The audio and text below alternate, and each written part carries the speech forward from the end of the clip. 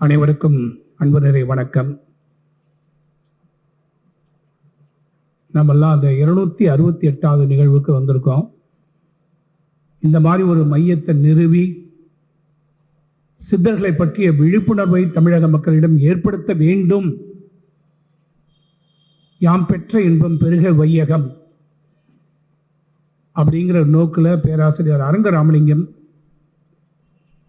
நான் சென்னைக்கு வரணும்னா அவங்க ஊரை கடந்து தான் வரணும். கள்ளக்குறிச்சி பக்கம் எங்கள் சொந்த ஊர், சென்னை சேலம் அவங்க அம்மா ஊர், மாமனார் ஊர் பக்கத்தில் கோவிந்தம்மாள் என்ன சின்ன கிராமம்.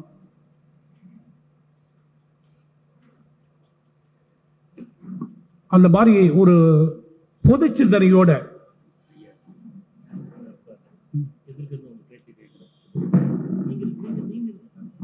குடி செயல் வகை அப்படின்னு வள்ளுவர் ஒரு அதிகாரம் போட்டிருக்காங்க. பல பேர் வந்து இந்த 100க்கு மேலாம் போக மாட்டாங்க, அகர முதல் எழுத்துல நின்றுவாங்க. குடிமையியல்னு வள்ளுவர் சொல்லிருக்காரு. அந்த 96லிருந்து ஆரம்பிச்சோம்னா 108 வரைக்கும் இருக்கக்கூடியது குடிமையியல். அங்க குடி செயல் வகைன்னு ஒரு அதிகாரம் வச்சிருக்காரு. குற்றமிலானாய் குடி செய்து வாழ்வானை சுற்றமா சுற்றும் உலகு. பேராசிரியர் வந்து மன மொழி மெய்களில் குற்றமற்றவர். என்னை விட உங்களுக்கு நல்லாவே தெரியும். பொது சிந்தனை உள்ளவர். அதனால்தான் இது இப்படி ஒரு மையத்தை நிறுவி ரொம்ப ஒரு சிறப்பான பணி பண்ணிட்டு இருக்காரு. அவருக்கு என்னுடைய பணிவன்பு கலந்த வணக்கமும் வாழ்த்தும் பாராட்டும். இரண்டாவது கூட சதானந்தன் தான் எனக்கு இதில் தெரிஞ்சவர். இரண்டாவது தெரிஞ்சவர் சதானந்தன். எல்லாரும் அதை தான் முயற்சி பண்றோம். எதை சதா ஆனந்தமா இருக்கிறது எப்படி?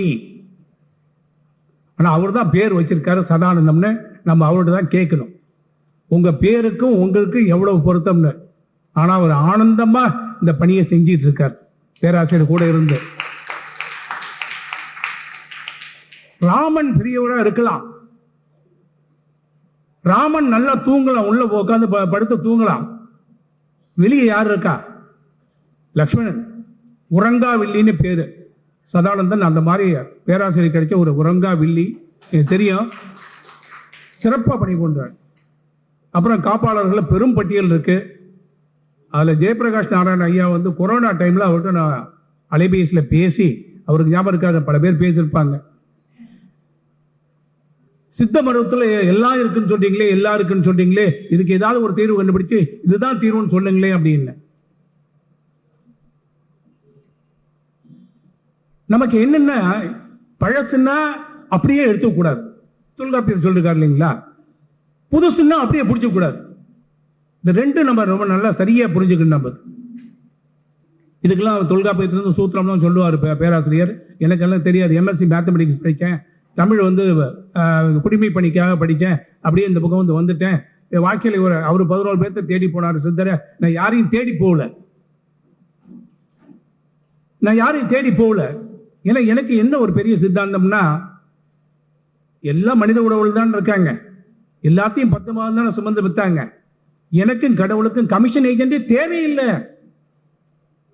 நேரே பேசுவையா, எதுக்கே ஏஜென்ட் வேணும்? நான் எந்த சாமியார் பின்னாலையும் போறதில்லைன்னு ஒரு முடிவோட இருந்தேன். ஒரே ஒருத்தர் பின்னால போயிட்டு இருந்தேன், வள்ளுவர். அவர் நம்ம தப்பான இடத்துக்கு கூட்டு போய் விடவே மாட்டார். அதோடைய விளைவுதான் பாமரருக்கும் பரிமேழகர் 10 ஆண்டுகள் உழைப்பில் விளைந்த நூல் சந்தியா பதிவு போட்டிருக்காங்க. 2000 பக்கங்கள், 3 தொகுதிகள். பாமரருக்கும் பரிமேழகர். ஏன்னா நீ பரிமேழகர் அப்படி தூக்கி எறியணும் இல்லையா? போடக்கூடாது. நஷ்டம் யாருக்கு? நமக்கு தான், தமிழ் சமூகத்துக்கு தான். அது மாதிரி இந்த சித்தர்களுடைய பாடல்கள் எனக்கெல்லாம் ஆய்வுலாம் தெரியாது. சித்த மருத்துவத்தை பத்தி சொல்றாங்க. ஐயா ஜேபி மாதிரி இருக்காங்க. இங்கே சித்த ஆராய்ச்சி மையம் தேசிய அளவில் சென்னையில் தான் இருக்குது. சித்த மருத்துவத்துக்கு அதிகமா பண்ணவர் யார் அப்படின்னு கேட்டா, மாண்புமிகு மறைந்த முதல்வர் டாக்டர் எம்ஜி ராமச்சந்திரன் சொல்லுவாங்க. சித்த மருத்துவத்தில் எல்லாம் இருக்குன்னு தயவு செஞ்சு சொல்லாதீங்க. என்ன இருக்கோ அதை சொல்லுங்க. அதை வந்து நீங்க மெய்ப்பொருள் காண்பது அறிவு மாதிரி சொல்லணும்னா உலகத்துக்கு போய் நம்மளால மார்க்கெட் பண்ண முடியும். சிங்கப்பூர்ல 4 ஆண்டுகள் நான் மார்க்கெட்டிங் தான், இந்தியாவுடைய மார்க்கெட்டிங் தான் பண்ணிட்டு இருந்தேன். கமர்ஷியல் செக்ஷன்ல ஹெட் ஆஃப் த கமர்ஷியல் செக்ஷனாக இருந்தேன். இப்போ இருக்கக்கூடிய வெளியுறவுத்துறை அமைச்சர் என்னுடைய பாசா ஒரு வருஷம் இருந்தார்.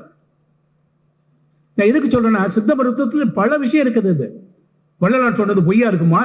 அடுத்து பேச போறாரு அருட்பெருஞ்சோதின்னு சொல்லிட்டு. பொய்யா இருக்குமா? வள்ளலார் பொய் சொல்லுவாரா? நம்ம எடுத்து விஞ்ஞான பூர்வமா என்னென்னதெல்லாம் சரி, என்னென்னதெல்லாம் நமக்கு புரியுது, இந்த மூலிகை எனக்கு கிடைக்கல, இந்த மூலிகை இருக்குது சொன்னோம்னா உலகம் ஏற்றுக்கும். இப்ப சித்தர்களுக்கு வருவோம். இப்ப இந்த சித்தர் இலக்கிய மையத்தில் இன்னைக்கு நான் கரூர் சுவாமியை பற்றி பேச போறேன். எனக்கு உண்மையிலேயே எனக்கு சித்தர் இலக்கியம் தெரியாது, பாடல் தெரியாது, எதுவுமே தெரியாது. இந்த பாடறியன் படிப்பறியன் ஒரு பாடல் வந்தது பார்த்தீங்களா சிந்து பைரவியில, அதே தான் நானு. ஏதோ மேடையை போட்டு இங்க உட்கார்ந்து பேசுன்னு சொல்லிட்டாருங்க. ஆனால் ஆனால் யாரையும் நான் தேடி போமாட்டேன்னு சொன்ன பார்த்தீங்களா, அவர் என்னை தேடி வந்தார்.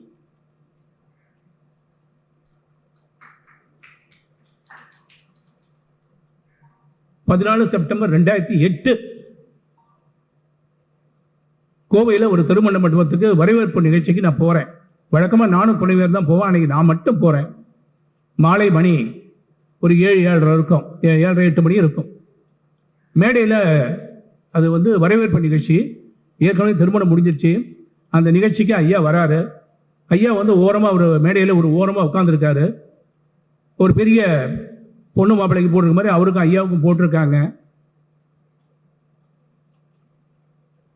போய் மாப்பிள்ளைக்கும் பொண்ணுக்கும் வாழ்த்திட்டு என்னுடைய திருக்குறள் ஓமை நயம்னு ஒரு நூல் எழுதியிருக்கேன். கவிதா பப்ளிகேஷன் போட்டிருக்காங்க. 300 பக்கங்கள்னு 238 ஓமைகள் எடுத்து வள்ளுவர் இதெல்லாம் சொல்லிருக்காரு, குறைஞ்சபட்சம் இதாவது படிங்க. 9 மாதத்துல எழுந்த நூல். என் துணைவர் இங்க வந்திருக்காங்க. அப்புறம் அவங்க 2009 அவங்க ஒரு நூல் எழுதினாங்க, நிழல் காட்டும் நிஜங்கள் அப்படின்னு. 108 அதிகாரங்களுக்கு, முதல் 108 அதிகாரங்களுக்கும் 124 கதைகள், 124 படங்கள் போட்டு 500 பக்கம் நூல். இன்னமும் 250 ரூபாய்க்கு இன்னைக்கு தினமணி கதிரில் வந்திருக்க விஜயா பதிப்பம் வேலாயுதம் அண்ணாச்சி அவங்க விஜயா பதிப்பமும் போட்டிருக்காங்க. 3 நூல் எங்க குடும்பத்துல இருந்து வள்ளுவத்துக்காக ஒரு தொண்டு சின்ன பணியை அதை பண்றோம். அது தொடர்ந்துட்டு இருக்கு, 20 வருடமா தொடர்ந்துட்டு இருக்குது. அந்த மேடையில ஐயாவை பார்க்கிறேன். தொட்டு வணங்கிட்டு அந்த திருக்குறள் ஓமையங்கிற நூலை பொண்ணு மாப்பிள்ளை கையில கொடுத்துட்டு வாழ்த்திட்டு நான் கீழே போய் இப்படி போட்டு சூட்டோ தான் போட்டு போனேன். ஐயா சொன்ன மாதிரி கூட 10 பேர் வருவாங்க தான். அது ஆனால் நமக்கு தெரியும், திருக்குறள் தெரியும், காட்சி கெளியன் கடுஞ்சொல்லன் நல்லனேல் வீக்கூறும் மன்னன் நிலம்னு வள்ளுவர் சொல்லிருக்காரு. நான் முதல் வரிசையிலே 2வது வரிசையிலே போய் உட்கார்ந்தேன். நான் ஒரு 10 நிமிடங்களில் ஐயா மேடையை விட்டு இறங்கி வந்தார். தம்பி ஒன்றும் அவசரம்லாம் இல்லையா அப்படின்னாரு. அதெல்லாம் ஒன்றும் இல்லை சாமி அப்படின்னு. சரி வாங்க போகலாம் அப்படின்னாரு. கார் பார்க்கிங் போனோம். அரசு வண்டியில் தான் போயிருந்தோம். அங்கே போயிட்டு கார் பார்க்கிங்கில், இது சுகுணா கல்யாண மண்டபம், அவினாஷி ரோடு, கோயம்புத்தூர், 14 செப்டம்பர் 2008 மாலை இரவு 8 மணி. அப்போ போன உடனே வண்டியில் உட்காந்து சில விஷயங்கள் சொன்னார். உச்சத்தலையில் கையை வச்சு உட்கார்ந்தாரு. ஒரு 3/4 மணி நேரம் உட்காந்துருப்போன்னு நினைக்கிறேன். சில செய்திகள் சொன்னார். அப்புறம் 40 நிமிஷம் முடிஞ்ச உடனே தம்பி எப்படி இருக்கு அப்படின்னாரு. என்னுடைய வாழ்க்கையில் இந்த மாதிரி ஒரு அமைதியை நான் பார்த்ததில்லை. அதுக்கு முன்னால பல பேர் இந்த டிவியில் வரக்கூடிய சுவாமிகள் அவங்கெல்லாம் சொல்லி கொடுத்த இதில் நான் அந்த வழியில் போயிட்டு இருக்கோம் நாம. அப்ப அவர் சொல்றாரு, சரி இனிமைதான் உங்களுக்கு நடந்தாலும் கிடந்தாலும் நின்றாலும் இதேதான் உங்களுக்கு, நீங்க உங்களோடய இருங்க நீங்க அப்படின்னு சொல்லிட்டு அவரு சரி போகலாம் அப்படின்னு மண்டபத்துக்கு போகலான்னு இறங்குறோம். அப்போ நான் கேட்டேன், ஐயா எனக்கு மட்டும் கொடுத்துட்டீங்களே, என்னுடைய துணைவர் எப்பவும் என் கூட தான் வருவாங்க, இன்னைக்கு அவங்க வரல, ஐயா வீட்டுக்கு வர முடியுமா? அவர் யாருன்னே எனக்கு தெரியாது. ஐயா வீட்டுக்கு வர முடியுமான்னு கேட்குறேன். மணி ஒரு 9 வாக்கில் இருக்கும். அதுக்கு என்ன போயிட்டா போச்சு. எப்பா சேகர் ஒரு பையனுடைய அப்பா பேர் நாகராஜன், அவர் பேர் சந்தியான்னு திருமண தம்பதிகள். அவங்க அப்பா சந்திரசேகர், அவர் எங்கள் துறையில் கண்காணிப்பாளராக இருக்கார். சேகர் நம்ம போகலாம்ப்பா அப்படிங்கிறாரு. அவர் ஒரு மாருதி 800 அன்னைக்கு ஒரு ஓஸ் வாங்கி அந்த ரிசப்ஷனுக்காக வச்சிருக்கார். என்கிட்ட சொன்னார், தம்பி உங்கள் வண்டி அனுப்பிச்சுட்டுங்க அப்புறம் நம்ம போகலாம் அப்படின்னாரு. அப்புறம் ஒரு 10 மணிக்கா வீட்டுக்கு வந்தாங்க. அப்புறம் திருமந்திரம் எடுன்னாங்க. கையில் பகவத்கீதையை வச்சுருந்தாங்க. சில குறிப்பிட்ட பகுதியை படிக்க சொன்னாங்க. திருமந்திரத்தில் ஒரு பாடல் கொடுத்து படிப்பா அப்படின்னு நான் சொன்னாங்க. வீட்டில் திருமந்திரம் இருக்கான்னு கேட்டார். இருக்குன்னா ஜி வரதராஜன், அதான் ரொம்ப அருமையான நூல், சுவாமி அதான் வச்சிருந்தாரு. திருவாசகத்துக்கும் ஜி வரதராஜன் உரை ரொம்ப அருமையாக இருக்கும். திருக்குறளுக்கும் ஜி வரதராஜன் உரை ரொம்ப அருமையான உரை. அவரு அந்த நூல்ல இருந்து ஒரு பாடல் படிக்க சொன்னார். படித்தோம். அப்புறம் என்னுடைய துணையோருக்கும் அவர் ஆசீர்வாதம் பண்ணி 2 பேரும் தியானத்தில் உட்காருங்க அப்படின்னாங்க. அப்படியே கீழே தரையில் உட்காந்துட்டோம். ஒரு 3/4 மணி நேரம் 1 மணி நேரம் மறுபடியும் எவ்வளோ நேரம் தெரியல. மணி 11 17 ஆச்சு. மாப்பிள்ளையுடைய அப்பா காணான்னு தேடுறாங்க. அப்புறம் அவர் போறாரு. இதுதான் நான் சுவாமியை முதல்ல சந்திச்சது. அப்ப நான் புரிஞ்சுட்டேன்,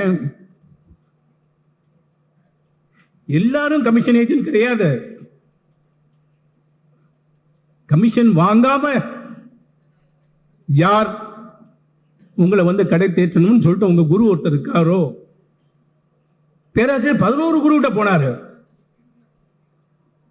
நான் சொன்னேன், நான் ஐயாட்ட ஒரு 5 ஆண்டுகள் 2012 நவம்பர் 25ஆம் தேதி ஐயா சமாதி ஆறாங்க.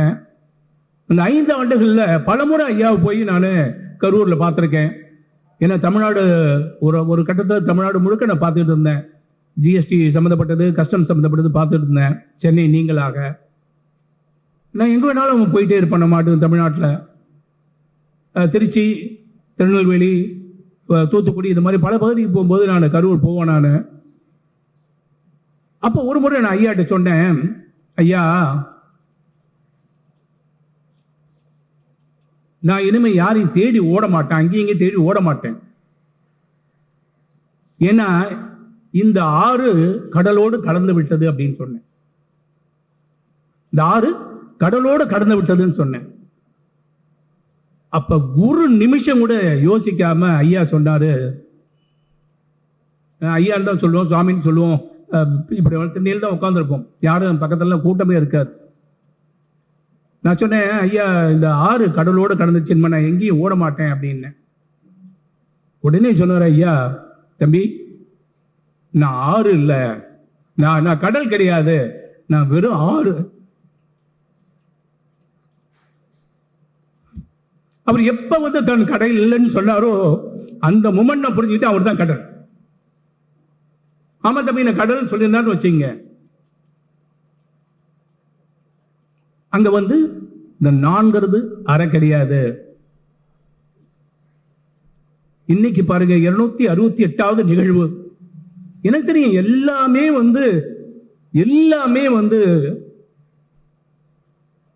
யோகசாமிகள் சொல்ற மாதிரி எப்பவும் நடந்த கதை. ஒரு பொல்லாப்பும் இல்லை. யாழ்ப்பாணம் யோகசாமிகள் 4 சொல்லு. ஆசா ஞான சம்பந்தம் 4 கட்ட பெரியவர்கள் அப்படிங்கிற நூல்ல யோகசாமிகளை பத்தி ஒரு 16 பக்கம் இருக்காரு. அன்பு கூர்ந்து இணையத்தில் இருக்கு, நீங்க தயவு செஞ்சு படிக்காதவங்க படிங்க. எப்பவும் நடந்த கதை. ஒரு பொல்லாப்பும் இல்லை, ஒரு பொல்லாப்பும் இல்லை. யாம் அருகிலோம், சும்மா இரு. இப்படிதான் விஷயங்க. அப்ப ஐயாட்ட நான் சொல்றேன், ஐயா நீங்க தான் என்னை பொறுத்த வரைக்கும் நீங்க தான் கடல், நான் ஆறு அப்படின்னு. இல்ல நான் ஆறு அப்படின்னாரு. நான் ஒரு நிமிஷம் கூட யோசிக்காம, ஐயா நீங்க ஆறுன்னா நான் சாக்கடை அப்படின்னு. நீங்க ஆறுன்னா நான் சாக்கடை. ஏன்னா இனிமே இந்த ஆறு பார்த்துக்கும். இந்த சாக்கடை எங்க கொண்டு போய் சேர்க்கணுமோ அங்க போய் சேர்த்துரும். இந்த ஆறு எப்படியா இருந்தாலும், எந்த ஆறா இருந்தாலும் அது இன்னொரு ஆறோட கலக்கும், அல்லது நேரா போய் கடல்ல தானே கலக்கும். கடலை கலக்காம போறது வாய்ப்பு இருக்கா? அப்பேற்பட்ட மகான் ஐயா பாலசுவாமிகள். அவர் பேரு, உண்மையான பேரு திருநாமம் பாலசுப்ரமணியம். இந்த பாலசுப்ரமணியன் அவங்க அப்பா தொண்டை மண்டல சைவ வேளாள மரபை சேர்ந்தவர். கரூர்ல ஐயா பிறந்து வளர்ந்தவர். ஐயாவுடைய அம்மா பேரு கல்யாணி அம்மாள். அவங்க நம்பூதிரி பிராமின் மரபை சார்ந்தவர்கள். ஐயாவுடைய அப்பா நடேசன் அப்படின்னு சொல்லிட்டு அவர் கலெக்டர் ஆபீஸ்ல டைபிஸ்டா இருந்தார். அந்த காலத்துல கலெக்டர் அலுவலகத்தில் டைபிஸ்டா வேலை செஞ்சிருக்காங்க. ஐயாவுக்கு 2 சகோதரிகள், ஐயா 1. சின்ன வயசுலயே சகோதரிகள்லாம் புறப்பட்டாங்க, அம்மாவும் புறப்பட்டாங்க.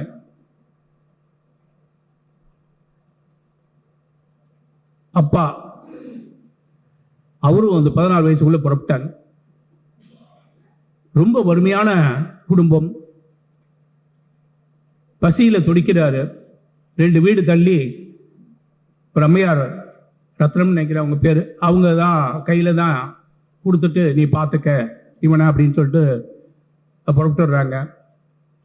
அதுக்கப்புறம் இவரும் பல வேலைகள் செஞ்சிருக்காரு, போயிருக்காரு, வந்திருக்காரு. அந்த பகுதி எனக்கு அவ்வளவு விளக்கமா இப்பதான் நான் பார்த்துட்டு இருப்பேன். அப்புறம் எல்ஜிபியில ஓட்டுநரா 35 ஆண்டுகள் பணி செய்தாரு. அவரு எல்ஜி பாலகிருஷ்ணன் வந்து அவருக்கு ரொம்ப நம்பகமான ஒரு ஓட்டுநரா இருக்காரு. பஸ் ஓட்டுறாரு. அப்புறம் அங்கேயும் இங்கேயும் தெரிகிறாரு. ஏதோ நடக்குது. காளி கோயிலுக்கு போறாரு, உபாசகரா இருக்காரு, அருள் வாக்க சொல்றாங்க, என்னென்னமோ நடக்குது. அந்த காலகட்டத்தில் நான் போகல. நான் போனது 2008. அப்ப ஐயா வந்து காளி கோயில்ல இருந்து ஒரு நாள், நான் அங்கதான் தம்பி அருள் வாக்கெல்லாம் சொல்லிட்டு இருப்பேன். அப்புறம் ஒரு நாள் காலையில ஏஞ்சேன். காளி என்னை பார்த்து சிரிச்சா. நான் ஓங்கி பலார்னு அரைஞ்சிட்டு, நான் ஒன்னால் தான் இந்த நிலைமைக்கு வந்துட்டேன் அப்படின்னு நான் அந்த கோயிலை விட்டு வெளியே வந்தேன் தம்பி. அன்னைக்கு வெளியே வந்தவன் இன்னும் அந்த கோயிலுக்கு போடு தம்பி அப்படின்னார். இது ஒரு பரிபாஷை தான். ஐயா அடிக்கடி சொல்லுவாரு, சக்தி கொடுத்து கெடுப்பாள், சிவன் கெடுத்து கொடுப்பான் அப்படின்பா. ஐயா வந்து அதுக்கப்புறம் ஐயா வந்து ஒருபோதும் அருள் வாக்கு சொன்னதே கிடையாது. 5 ஆண்டுகள் அவரோடு பழகிருக்க, நான் எதுவும் கேட்டதும் கிடையாது. சித்து வேலையை பத்தி ஐயா சொன்னாரு, மூவா சொல்லிருக்காரு அப்படின்னு சொல்லிட்டு. மூவாவுக்குள்ள அவங்க சித்தர்களை பார்த்த அனுபவம் இருக்கா இல்லையான்னு எனக்கு தெரியல. எனக்கு மூவா மிக பெரும் அறிஞர். அவரால் திருந்தியவர்கள் 1000 பேர். மூவாவால 550 பதிப்புகளுக்கு மேல சைவ சித்தாந்த நூற்பதிப்பு கழகம் போட்ட அந்த திருக்குறள் உரை இன்னும் போயிட்டு இருக்குது. நான் வணங்கும் மனிதர்கள் அவர் ஒரு மாபெரும் ஞானி அவர். ஆனால் அவர் சித்தரோட அனுபவம் இருக்கா இல்லையான்னு தெரியல. ஆனால் சித்து என்பது அந்த இலக்கை நோக்கி, நான் எனக்கு புரிஞ்சிட்டது. நீங்கள்லாம் நிறைய மையத்தோட ரொம்ப தொடர்பு உள்ளவங்க, உங்களுக்குலாம் தெரியும். பெரியவங்க பல பேர் உங்களுக்கு தெரியும். இந்த சித்து என்பது நம் இலக்கை நோக்கி போகும்போது கிடைக்கக்கூடிய சின்ன சின்ன விஷயங்கள். நான் ஐயாவோட கேட்டேன். நான் ஒரு முறை கேட்டேன். நான் நிறைய கேள்வி கேட்பேன் ஐயாவிட்ட வந்து கேட்பேன். என் பையன், அப்புறம் என் பையன் பார்த்தான், பொண்ணு பார்த்தாங்க. என் குடும்பத்தில் ஒரு 50 பேர் கிட்டத்தட்ட ஐயாட்ட போய் நேரடியாக பார்த்து ஆசீர்வாதம் வாங்கியிருக்கோம். ஐயாட்ட நான் ஒரு முறை நான் கேட்டேன். நான் ஐயா, இந்த இன்னார் இதெல்லாம் பண்ணிக்கிட்டு இருக்காங்களே, அதை பத்தி நீங்க என்ன நினைக்கிறீங்க அப்படின்னு நான் கேட்டேன். நான் பேர் சொல்ல விரும்பல. ஏன்னா பல கோடி பேர் வணங்கிட்டு இருக்காங்க, எங்களுக்கு நல்லது நடந்திருக்குன்னு சொல்றாங்க. நான் யாரும் பேரை சொல்ல விரும்பல. அதை பத்தி நீங்க என்னையா நினைக்கிறீங்க அப்படின்னார். ஒரு நிமிஷம் கூட மறுபடியும் ஐயா யோசிக்கல. தம்பி அது சைத்தான் அப்படின்ட்டார். அதுக்கு மேல அது பேசுறதுக்கு ஒண்ணும் இல்லை. அப்புறம் இன்னொரு 2 பாபாங்களை பத்தி கேட்டேன். அதெல்லாம் சும்மா தம்பி அப்படின்ட்டார். ஒரு துண்டு, ஒரு வேஷ்டி, இதான் ஐயாவுடைய இது. நான் பார்த்த காலகட்டத்தில் அவர் சாப்பிட்றத நிறுத்திட்டார். ஒன்றும் சாப்பிட மாட்டார். சாப்பிட சொன்ன பிரச்சனை தம்பி, உள்ள ஏகப்பட்ட பிரச்சனை நடந்துட்டு ஓடிட்டு இருக்குது, உங்களுக்கு தெரியாது அப்படின்பாரு. இந்த 268வது கூட்டம் நடக்குது பார்த்தீங்களா, இன்னைக்கு அதான் எதுவுமே வந்து முன்னாலேயே தீர்மானிக்கப்பட்டதுன்னு சொல்றேன். நான் உண்மையிலேயே வந்து நான் எப்பயுமே வந்து அந்த என்ன திருக்குறள் இருக்கு அப்படின்னு சொல்லி பார்ப்பேன். இன்னைக்கு ஐயா இப்ப சொல்லும்போது தான் 268வது கூட்டம்னு சொல்லும்போது என்ன திருக்குறள் தான் இருக்குது 268 பார்க்கணுமே அப்படின்னு எனக்கு மனப்படம்லாம் இல்லை. ஒரு 600-700 குறள் தெரியும்னு நினைக்கிறேன். ஒரு 20 ஆண்டுகளா குறள்ல பழகிறேன். எந்த குறளும் ஓரளவுக்கு தெரியும்னு நினைக்கிறேன். நான் என்னதான் சொல்லிருக்கு பார்ப்போன்னு சொல்லிட்டு ஒன்று இப்போதான் வந்து இப்போல்லாம் ஆர்டிஃபிஷியல் இன்டெலிஜென்ஸ், செயற்கை நுண்ணறிவு, அது இதெல்லாம் இருக்குது. கைபேசியிலே எல்லாமே இருக்குது. ஐயா கூட திருமந்திரத்தை பற்றி போய் தூர்தர்ஷனில் பேசினாரு. எல்லா பாடலும் இருக்குது. ஆனால் ஒரு பாடல் உள்ள போய் உட்காரல, எனக்கு உட்காரல, ஏன் மண்ண அப்படிங்கிறது. ஆனா இன்னைக்கு என்ன எதை தேடினாலும் கிடைக்குது.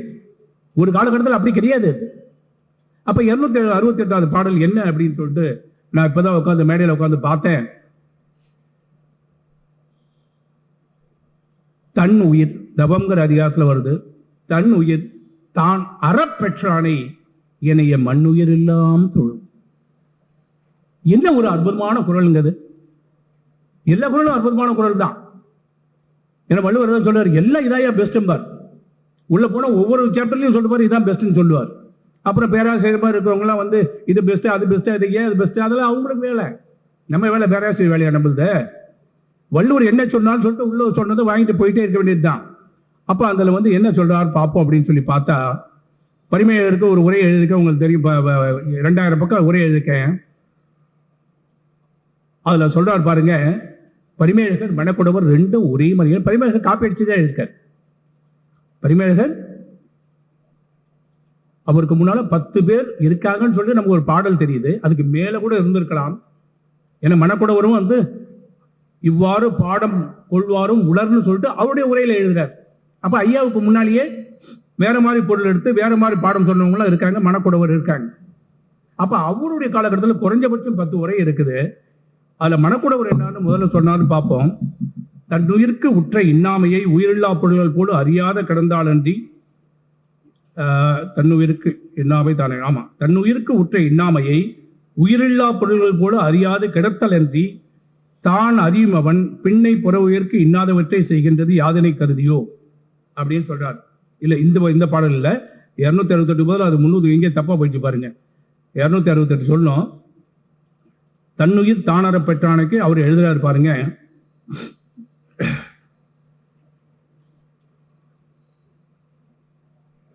ரொம்ப அருமையான ஒரு தன்னுயிரானது தானென்று கருதும் கருத்து அறப்பெற்றவனை. ரமண மகர்ஷி எல்லாம் கேட்டிருப்பீங்க, அவருக்கு புற்றுநோய் வந்துடுச்சு, இந்த பக்கமா ஆபரேஷன் பண்ணுங்கிறாங்க, பண்ணிக்க அப்படின்ட்டாரு. அவ்வளவுதான். இந்த பக்கம்லாம் வலிக்குதானே? வலிக்காது. ஏன்னா இது உடம்பே அவர் இல்லையாச்சே, அவர் வேற உடம்பு வேறன்னு அவருக்கு தான் தெரியுமாச்சே. நமக்கெல்லாம் தேரி தான் தெரியும், அவருக்கு வந்து அவர் உணர்ந்து வரவர். அவர் சொல்றாங்க,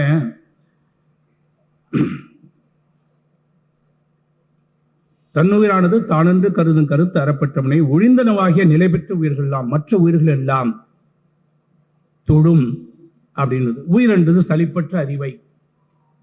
சலிப்பற்ற அறிவு தெரியும், நிலையான அறிவு, அதான் வாழ அறிவு, அதான் சலிப்பற்ற அறிவு. தான் என்றது சீவனாகி நிற்கின்ற நிலைமையை. இந்த சீவன் ஆடும், சிவன் ஆடாது. பரிமேகர் அப்படியே சொல்றாரு. தன் உயிரை தான் தனக்கு உரித்தாக பெற்றவனை ஏனைய மண்ணுயிரெல்லாம் தொழும், பெறாதனவாகி மண்ணுயிரெல்லாம் தொழும். நான் பெறாதவன், குருநாதர் பெற்றவன். இதை நான் வந்து அவர் மூலமா உணர்ந்தேன். அவர் வந்து திருக்குறளுக்கும் திருமந்திரத்துக்கும் நடமாடும் உருவமா தான் அவரை பார்த்த நான். அந்த 5 ஆண்டுகள் தொடர்ந்ததுல வந்து இந்த நூல் சின்னது. இது நூலா போடணுங்க கூட. ஐயா வந்து என்ன பண்ணுவார்னா, ஒரு குறிப்பிட்ட காலகட்டத்தில் என்ன பண்ணார்னா, நான் போனதுல இருந்து கரூர் சன்னிதானத்துல கரூர் சித்தர் தஞ்சாவூர்ல இருக்கதா சொல்றாங்க. ஆனால் வந்து கரூர்ல வந்து அவருடைய ஜீவசமாதி சிவன் கோவில்ல, பசுபதீஸ்வரர் கோயில்ல இருக்குது. அது இது கிழக்குன்னா இந்த தெற்கு பக்கமா அவர் சந்நிதி இருக்கு, கரூர சந்நிதி இருக்கு. அவர் சொல்லுவாரு, அவர் தான் என்னுடைய குரு. இவரு ஐயா எங்கெங்கயோ சுத்தி இருக்காரு, திருவண்ணாமலை போயிருக்காரு, அங்க போயிருக்காரு, எங்கெங்கயோ அவரு அலைஞ்சு தெரிஞ்சிருக்காரு, எங்க ஞானம் கிடைக்கும் என்ன கிடைக்கும்னு தெரிஞ்சிருக்காரு. அவர் சொல்றது கரூர் சித்தர், அவரு கரூரார் தான் என்னுடைய குருன்னு சொல்லிருக்காரு. அங்க ஒரு அன்னதானம் மாதம் தோறும் ஆரம்பிச்சோம். அப்ப என்ன பண்ணுவார், இந்த அன்னதானம் அபிஷேகம் எல்லாம் நடக்கும்போது, அபிஷேகம்லாம் நடந்து அலங்காரம் நடக்கும்போது கொஞ்சம் ஒரு 10 நிமிஷம் ஒரு இடைவேளை கிடைக்கும். அந்த சமயத்துல மக்களுக்கு ஏதாவது செய்தி சொல்லணும்னு சொல்லி ஐயா படித்த பல செய்திகளை, உள்வாங்கிய செய்திகளை, தான் உண்மையென்று உணர்ந்த செய்திகளை எழுதி எழுதி ஒரு பேப்பர்ல 1.5 பக்கம் 1 பக்கம் 2 பக்கம் கொடுப்பார். கடைசியில் கையெழுத்து போடும்போது அன்பன் தவயோகி பாலுசுவாமிகள்னு அதில் கையெழுத்து போடுவார். பாலுசுவாமி தான் கையெழுத்து போடுவார். அதெல்லாம் அப்படியே பிட் அண்ட் பீஸ் அப்படியே கிடந்தது. நான் ஒரு காலகட்டத்தில் சொன்னேன், ஐயா இதெல்லாம் அப்படியே நோட்டீஸ் மாதிரி அப்படியே கிடக்குதுங்க ஐயா, இதை வந்து நம்ம வந்து தொகுத்து போட்டால் நல்லா இருக்கும் அப்படின்னு. அப்படியா பண்ணு அப்படின்னாரு. அப்புறம் உடனே நானும் என்னுடைய துணைவியாரும் இதெல்லாம் தொகுத்து,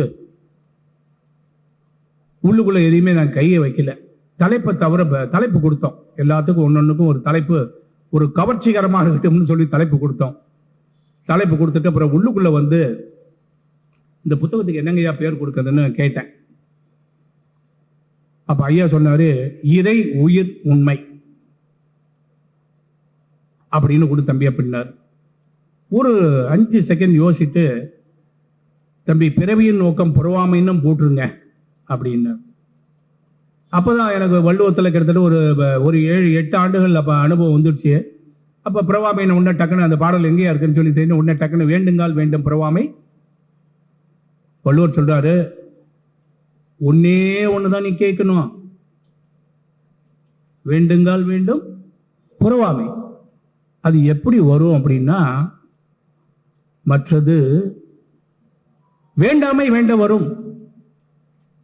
இப்போ வள்ளுவர்ல நான் போயிட்டு உட்காந்து நம்ம கேள்வியெல்லாம் கேட்கக்கூடாது. என்னை பொறுத்த வரைக்கும் அவர் சொல்லிருக்காரு, எப்பொருள் யார் யார் வாய் கேட்பினும் அப்பொருள் மெய்ப்பொருள் காண்பதறிவு, எப்பொருள் எத்தன்மை தாயினும் அப்பொருள் மெய்ப்பொருள் காண்பது 2 அதிகாரத்தில் சொல்லிருக்காரு. ஒன்னு அறிவுடைமை, இன்னொன்னு மெய்யுணர்தல். அது என்னடா மெய் உணர்வுலையும் இதே மாதிரி வச்சிருக்காரு, இங்க அறிவுடைமையிலையும் இப்படியே வச்சிருக்காரு, என்னையா அது அப்படின்னு எனக்கு பல நாள் புரியல. அது அப்பதான் யோசிச்சேன், அறிவுடைமையில் இருக்கிறது வெளியே தேடக்கூடிய அறிவு. ஏன்னா அறிவுறும் அறியாமை கண்டற்றால் சொல்லிட்டு அந்த வட்டம் இருக்குது பாத்தீங்களா, வட்டம் பெருசாகி போயிட்டே இருக்கும். ஆனா அந்த உள்நோக்கிய வட்டம் இருக்குது பாத்தீங்களா, சின்னதா ஆகிட்டே இருக்கும். 2வது இருக்கிறது உள்நோக்கிய அறிவு, மெய் உணர்தல் இருக்குது. மெய் அறிதல் கிடையாது, மெய் உணர்தல் இருக்குது. அந்த பின்னால் இருக்கிறது அறிவுடைமையில் இருக்குது. 2ம் ஒரே மாதிரி இருக்கும். ஆனா 2க்கும் மலைக்கும் மடுவுக்கும் உள்ள வித்தியாசம். ஒன்று உள்நோக்கிய பயணம், ஒன்று வெளிநோக்கிய பயணம். ஐயா கூட 30-40 நிமிஷம் அவருடைய ஆடியோ ஒன்று இருக்கு. அதில் அப்புறமா சதானந்தத்தை பயந்துக்கிட்டேன். நீங்கள் சதானந்தத்தில் தொடர்பில் இருக்கவங்க அது ஒரு 30-40 நிமிஷம் அதில் பல பாடல்கள் சொல்கிறார். எனக்கு இன்னமும் விலங்குல பல பாடல்கள், பேராசிரியர் தான் ஒரு பாடல் விளங்கி வந்து அவர் இன்னைக்கு வகுப்படுத்தார். நான் ஐயா அதை மட்டும் வச்சு அந்த 40 நிமிடம் முறையை மட்டும் வச்சு ஒரு புத்தகம் கொடுக்குன்னா எழுதி கொடுத்துருவார். நான் அப்பயே முடிவு பண்ணிட்டேன், இவர் தான் பிடிக்கணும் அப்படின்னு சொல்லிட்டு. இது வரைக்கும் 57 புத்தகம் இருக்காருன்னு நினைக்கிறேன். அப்புறம் 58-59 போட்டுங்களேன். ஏன்னா யார் விஷயம் தெரியுதோ அவங்க வந்து எழுதுதான் ஆகணுங்க. யார் என்ன வேஷம் போட்டிருக்காங்களோ அந்த வேஷம் நல்லா நடிக்கணுங்க. அது அவர் பேராசிரியர் வேஷம் போட்டிருக்காரு. இல்லை வேஷம் இல்லை, உண்மைதான். அவர் பேராசிரியர் தான். அவர் வந்து இந்த நூல் ஒன்று எழுதிடுவார். அப்ப இந்த பாடலை பாருங்க, அதுல ஏகப்பட்ட பாடல் சொல்லிருக்காரு. ஐயா சொல்லிருக்காரு, எல்லா பாடலும் படிச்ச ஒரு பிரயோஜனம் கிடையாது. இது எல்லாம் எதுக்காக? கடவுள் உள்ள போய் பாரு, நீங்க அதை கண்ணை மூட்டு உட்காது, பேசாம இருப்பா. இன்னும் 2 வருஷமா 3 வருஷமா கூட்டு பார்த்தாரு. நான் வரமாட்டேன்னா அப்புறம் ஒரு நாள் இன்னைக்கு வந்துட்டேன். நான் இதை பத்தியும் சுவாமி எனக்கு சொல்லிருக்காரு. அப்படி சாமி என்னையே உபதேசம் பண்ணாரு சொல்லி அப்படின்னா இந்த புத்தகத்துல எல்லாமே இருக்கு. இதுக்கு மேல ஒண்ணும் இல்லை. இந்த புத்தகத்தை வாங்கி பாத்தீங்கன்னு வச்சுங்க, இனி அது எல்லாமே நான் தான் எல்கேஜிலேயே படிச்சிருந்தேன், நான் ஃபர்ஸ்ட் ஸ்டாண்டர்ட்ல படிச்சிருந்தேன். இதையா முதல் கோடு தந்து எல்லாரையும் படிச்சுட்டு இருக்கேன். இதுல என்னையா இருக்குது? எல்லாம் எனக்கு தெரிஞ்ச விஷயம் தான் இருக்குது. 40 ரூபா தெரியாதனமா வாங்கிட்டு வந்து ஒரு டீ குடிச்சிருக்கலாம்,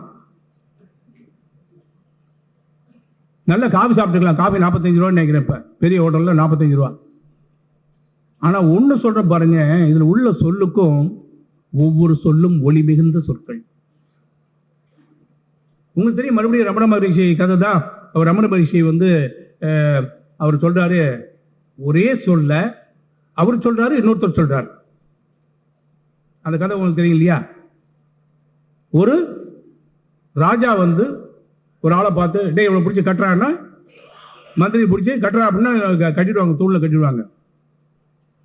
அதே மந்திரி வந்து ராஜா வேலைக்காரனை பார்த்து, எப்பா இவரை பிடிச்சி கட்டு தூள்ல அப்படின்னா ராஜாவை கட்டுவாங்களா யாராவது? ஒரே சொல்லு. ரமண மகரிஷி சொன்னா, அத ராஜா சொன்னா சேவகன் செய்யறான். அதே சொல்லு அமைச்சர் வந்து ராஜாவை கட்டு அப்படின்னா சும்மா நிற்கிறவன். அந்த சொல்லுக்கு வேலை கிடையாது அங்க. அப்போ ஒரே சொல்லு, யார் சொல்றாங்கிறது முக்கியம். இங்க ராஜா சொல்றாரு, அதனால சேவகன் கேட்கிறான். இது வந்து குருநாதர் சொல்றாரு அப்படின்னு யார் சொல்றா? வள்ளுவர் சொல்றாரு, இழுக்கல் உடையொழி ஊற்றுக்கோள் அற்றே. இழுக்கல் உடையொழி, வாழ்க்கையில இழுக்கல் யாருக்கு இல்லை? எல்லாத்துக்கும் இருக்காது. ஊற்றுக்கோள் அட்டே ஒழுக்கம் உடையார் வாய்ச்சொல். கண்டவன் போன பேச்சுல கேட்க கூடாது. இந்த காலம் வாங்கி இந்த காலம் விட்டுணும். அதே சொல்ல அவனும் சொல்லுவான். எப்பொழுது யார் யார் கேட்போம் சொல்றாரு, வள்ளுவர் சொல்றாரு. எல்லாத்துலையும் கேட்டுக்கப்பா, எனக்கு நேரம் இல்லை. எல்லாத்துலையும் கேட்கறதுக்கு எனக்கு நேரம் இல்லை. நான் தேர்ந்தெடுத்து தான் கேட்பேன், கேட்டதை அப்படியே பிடிச்சுக்குவேன். ஆனா தேர்ந்தெடுத்ததுல ஒரு பெரிய ஹீரோ வள்ளுவர், அப்படியே பிடிச்சுக்கிறேன். அவரை எதையும் நான் ஒதுக்க மாட்டேன். நான் எனக்கு கிடைச்ச குரு நான் தேர்ந்தெடுத்த குரு கிடையாது. எனக்கு கிடைச்ச குரு, எனக்குன்னு வாய்த்த குரு இந்த ஒருத்தர் தான். அவரை நான் அப்படியே கெட்டியா பிடிச்சுக்குவேன். ஒரு நாள் காலையில இதை பத்தி சொல்ல வந்தேன், பேசுறதை பத்தி சொல்ல வந்தேன். சுவாமி சொல்லிருக்காரு ஒரு தடவை இது பலமுறை இந்த கதையை எனக்கு சொல்லிருக்காரு. அப்ப நான் இந்த கதையை எனக்கு எப்ப நல்ல டிஸ்ட்ரிக்டா ஞாபகம் இருக்குன்னா, நான் மேட்டுப்பாளையம் போயிருக்கேன். அங்க ஒரு தேக்கு தோப்பு. காலையில அங்க போயிருக்கோம். ஒரு நண்பருடைய வீடு அங்க இருக்கு, உள்ள போயிருக்கோம். நாங்க இப்ப கோயம்புத்தூர்ல நான் ஆணையரா இருக்கேன். சனி ஞாயிறுல அங்க போயிருக்கோம். காலைல அங்கிருந்து கரூர்ல இருந்து போன் வருது. அவர் கூட சண்முகன்னு ஒருத்தர் இருப்பார். ஐயா பேசுங்கிறாரு. அப்ப ஐயா பேசிட்டு, தம்பி இந்த முதுகு சொறியற வேலையை எப்ப நீங்க நிறுத்த போறீங்க அப்படின்னு. அது என்னன்னா, ஒருத்தர் ஒரு ஊர்ல இருந்தாரு. பக்கத்துல ஆறு இருந்தது. ஆத்துல அந்த காலத்துல தண்ணி ஓடுச்சு. ஒரு இடுப்பளவு தண்ணி ஓடுச்சு. எங்க ஊர்ல இருக்க ஆறுல எப்பவும் முழங்காலவு தண்ணி ஓடிட்டு இருந்தது ஒரு காலத்துல. இப்ப இதான் ஆறான்னு எனக்கே தெரியல. நிவா நதின்னு பேரு, வசிஷ்ட நதின்னு சொல்லுவாங்க, நிவா நதின்னு சொல்லுவாங்க. சேலம் மாவட்டம் ஆத்தூர்ல வழியா அந்த ஆறு வருது. அவரு இடுப்பளவு தண்ணியில குளிச்சுட்டு இருக்காரு. திடீர்னு ஒரு ஐடியா வருது அவருக்கு. இந்த முதுகு பக்கம் நம்ம தேய்க்காமே இருக்குமே, முதுகு பக்கம் அழுக்கு நிறைய இருக்க அப்படின்னு ஒரு துண்டை கழட்டி, அவர் துண்டை ஒன்று எடுத்து நல்லா முறுக்கி அப்படி left right to left centre போட்டு நல்லா முதுகு தேய்க்கிறாரு. நல்லா ஜம்முன்னு இருக்குது. எங்க ஊர்ல நான்லாம் மாடெல்லாம் போய் ஆத்துல போய் கழுவி இருக்கேன். நல்லா வக்கைப்பிரியை வச்சு தேய்ச்சோம்னா அப்படியே மெய் மருந்தும் நிற்கும். இவரு மெய் மருந்தும் நிற்கிறார். ஒரு 10 நிமிஷம் சேர்த்து குளிச்சுட்டு வரலான்னு வராரு. ஏன்னா போகும்போதே மனைவி சொல்லி அனுப்பிச்சாங்க, எங்க போறீங்க, 10 மணிக்கு அம்மா வராங்க ஊர்ல இருந்து. அதுக்கப்புறம் 11 மணிக்கு ரேஷன் கடைக்கு போய் ரேஷன் வாங்கணும். நீங்க போனோமா குளிச்சோமா உடனே வரணும் அப்படிங்கிறாங்க. சரிம்மா அப்படின்னு சொல்லிட்டு போறாரு. போனவர் இப்படி குளிச்சாரு. ஒரு 5 நிமிஷம் சேர்த்து ஆகி போச்சு. சர வேகமா போனா வீட்டுக்கு போயிடலான்னு வந்துட்டே இருக்காரு. இப்படி வரும்போது எதிர்த்தாப்புல ஒருத்தர் வராரு, ராமசாமி. அண்ணே, உங்களை ஆத்துல குளிக்கிறத பார்த்தேன், ரொம்ப அழகா குளிச்சிருந்தீங்கன்னே, மெய் மருந்து குளிச்சிருக்கீங்க, எப்படின்னே அது அப்படிங்க. இல்லப்பா, இன்னைக்கு ஒரு புதுசா ஒரு டெக்னிக் கண்டுபிடிச்சேன், முதுகு சொரியறது எப்படி சொரிஞ்சா நல்லா இருக்குதுப்பா அப்படின்னாரு. அண்ணே, அது நீங்க எனக்கு சொல்லிக் கொடுக்கணே அப்படின்னு அவர் கேட்கிறாரு. இல்லப்பா இப்படிதான் அண்ணே, அதெல்லாம் இல்லைண்ணே, நீங்களே வாங்கண்ணே, கொஞ்சம் எப்படி சொரியுதுன்னு சொல்லுங்கண்ணே அப்படிங்கிறாரு. போறாரு, முதுகு அப்படி சொரிஞ்சு விடுறாரு ராமசாமிக்கு. அப்புறம் ராமசாமியும் அண்ணனும் 2 பேரும் சேர்ந்து வந்துட்டு இருக்காங்க. போயிட்டு இருக்கும்போது எழுத்தாப்புல சீனிவாசன் வரார். வந்த உடனே அந்த ராமசாமி சும்மா இருப்பாரா, அண்ணே இந்த அண்ணன் இருக்காரு இல்லையா, எப்பா பெரிய டெக்னிக் கண்டுபிடிச்சிருக்காரு, என்ன மாதிரி முதுகு சொரிகிறார், எப்படி நான்லாம் உங்களுக்கு சொல்லக்கூடாது. சீனிவாசனுக்கு அண்ணனே தான் சொரியணும். அண்ணே உங்களை பத்தி எப்படி போங்கண்ணே அப்படிங்கிறாரு. போறாரு ஆட்டுக்கு, அவருக்கு முதுகு சொரிகிறார். எப்படியே வரவும் போறவங்களாம் முதுகு சொரிஞ்சு வீட்டுக்கு வந்தா மணி 12:30. ஏற்கனவே அம்மா வந்துட்டாங்க. ரேஷன் கடையை மத்தியானம் லஞ்சுக்கு மூட்டு போயிட்டாங்க. அப்புறம் என்ன நடந்திருக்குன்னு உங்களுக்கு தெரியும் வீட்டில். இந்த மாதிரி நேற்றுட்டு கேட்டார், இந்த மாதிரி எத்தனை பேர்த்துக்கு போய் நீங்க முதுகு சொல்லுவீங்க? ஏன்னா நான் அந்த திருக்குறளை கையில பிடிச்சிட்டு தெரியாதனமா 2005 கையில பிடிச்சிக்கிட்டு இது எப்படியாவது சொல்லிவிடுவோம். ஏன்னா கியா பேர் இருந்தாரு, திருக்குறளா இருந்தாரு, குன்றக்குடி அடிகளா இருந்தாரு, சைக்கிள் எடுத்துட்டு ஊரூரா போனாரு. இந்த நாட்டில் உலக திருக்குறள் பிறகு ஊரூரா போய் ஆரம்பிச்சார். வள்ளல் பெருமான் இருந்தாரு, தென் சென்னைக்கும் வட சென்னைக்கும் நடந்தாரு. அங்க கூட்டம் போட்டாரு, இங்க கூட்டம் போட்டாரு, எல்லாத்துக்கும் எல்லாம் சொல்லி பார்த்தாரு. அவர் தான் முதல்ல திருக்குறளுக்கு வகுப்பு எடுக்கிறார். 2000 வருஷமா எத்தனை பேர் வகுப்பு எடுத்திருப்பாங்க. நம்ம ஏதாவது கொஞ்சமாவது மாறணுமா? அப்படியே நிக்கிறோம். வா நீங்க வா, அடுத்தது யாரு நீ வா, போயிட்டே இரு. நான் நினைச்சேன் திருக்குறளை சொல்லி இந்த உலகத்தை மாத்தி பண்ணும், அவ்வளவு விஷயம் இருக்குப்பா அப்படின்னு கண்டுபிடிச்சு 2005 இருந்து சிங்கப்பூர்ல ஆரம்பிச்சேன். முதல் லெக்சர் ஆரம்பிச்சேன். அது மாட்டுக்கும் 100 கணக்கில் யார் கூப்பிட்டாலும் போயிடுவேன் நான். யார் கூப்பிட்டாலும் 10 பேர், ஐயா வாங்கய்யா, நாங்கள் ஓய்வூதியர் சங்கம் வரையா, நாங்கள் குடியிருப்போர் நல சங்கம் வரையா, நான் எல்கேஜி கிளாஸ்ல எடுக்கிற கிளாஸ் வரையா. எங்க போய் ஞானத்துக்கெல்லாம் விலையெல்லாம் கிடையாது, நான் எங்கேயும் எதுவுமே வாங்குறதே கிடையாது. அப்ப சுவாமி கேட்கறது, ஏன் தம்பி ஊர் ஊரா போய் இப்படி சொல்லிட்டு டைமை வேஸ்ட் பண்றீங்க, நீங்க வந்தது எதுக்கு அப்படின்னு. வந்தது எதுக்கு, இந்த உலகத்தை எதுக்கு வந்தீங்க நீங்க? இல்லை சாமி, தெரியுது, நமக்கும் தெரியுது, கொஞ்சம் சொல்லி போடலாமே. சொல்லி மாறிவிடானா? வந்த வேலையை பாருங்க தம்பி. நீ என்ன, உங்களுக்கு வேலை என்ன, உங்களுக்கு கமிஷன் தானே, வேலை செஞ்சீங்க. 9 to 5 வேலை செஞ்சீங்க இல்லையா, 9 to 6 7 o'clock வேலை செஞ்சீங்க இல்லையா, போங்க போய் உட்காருங்க, தியானத்தில் உட்காருங்க. ஏன் இப்படி ஊர் ஊரா அலையிறீங்க அப்படின்னாரு. நான் உடனே கேட்டேன், நீங்கள் தான் அலையிறீங்க. அவர் ஊர் ஊரால் அலைய மாட்டார். வர்றவனுக்குலாம் கூப்பிட்டு இந்த கதையை சொல்லுவார், அது சொல்லுவார், அது சொல்லுவார், இது பண்ணுவார். ஏன் சாமி நீங்க மட்டும், நீங்களும் தானே அப்படின்னு நான் கேட்டேன். அது வேற கதை அப்படின்னு. அது வேற கதை. என்ன சாமி எங்கேயும் போக மாட்டார், அங்கதான் தென்னையில் தான் உட்காந்து கிடப்பாரு.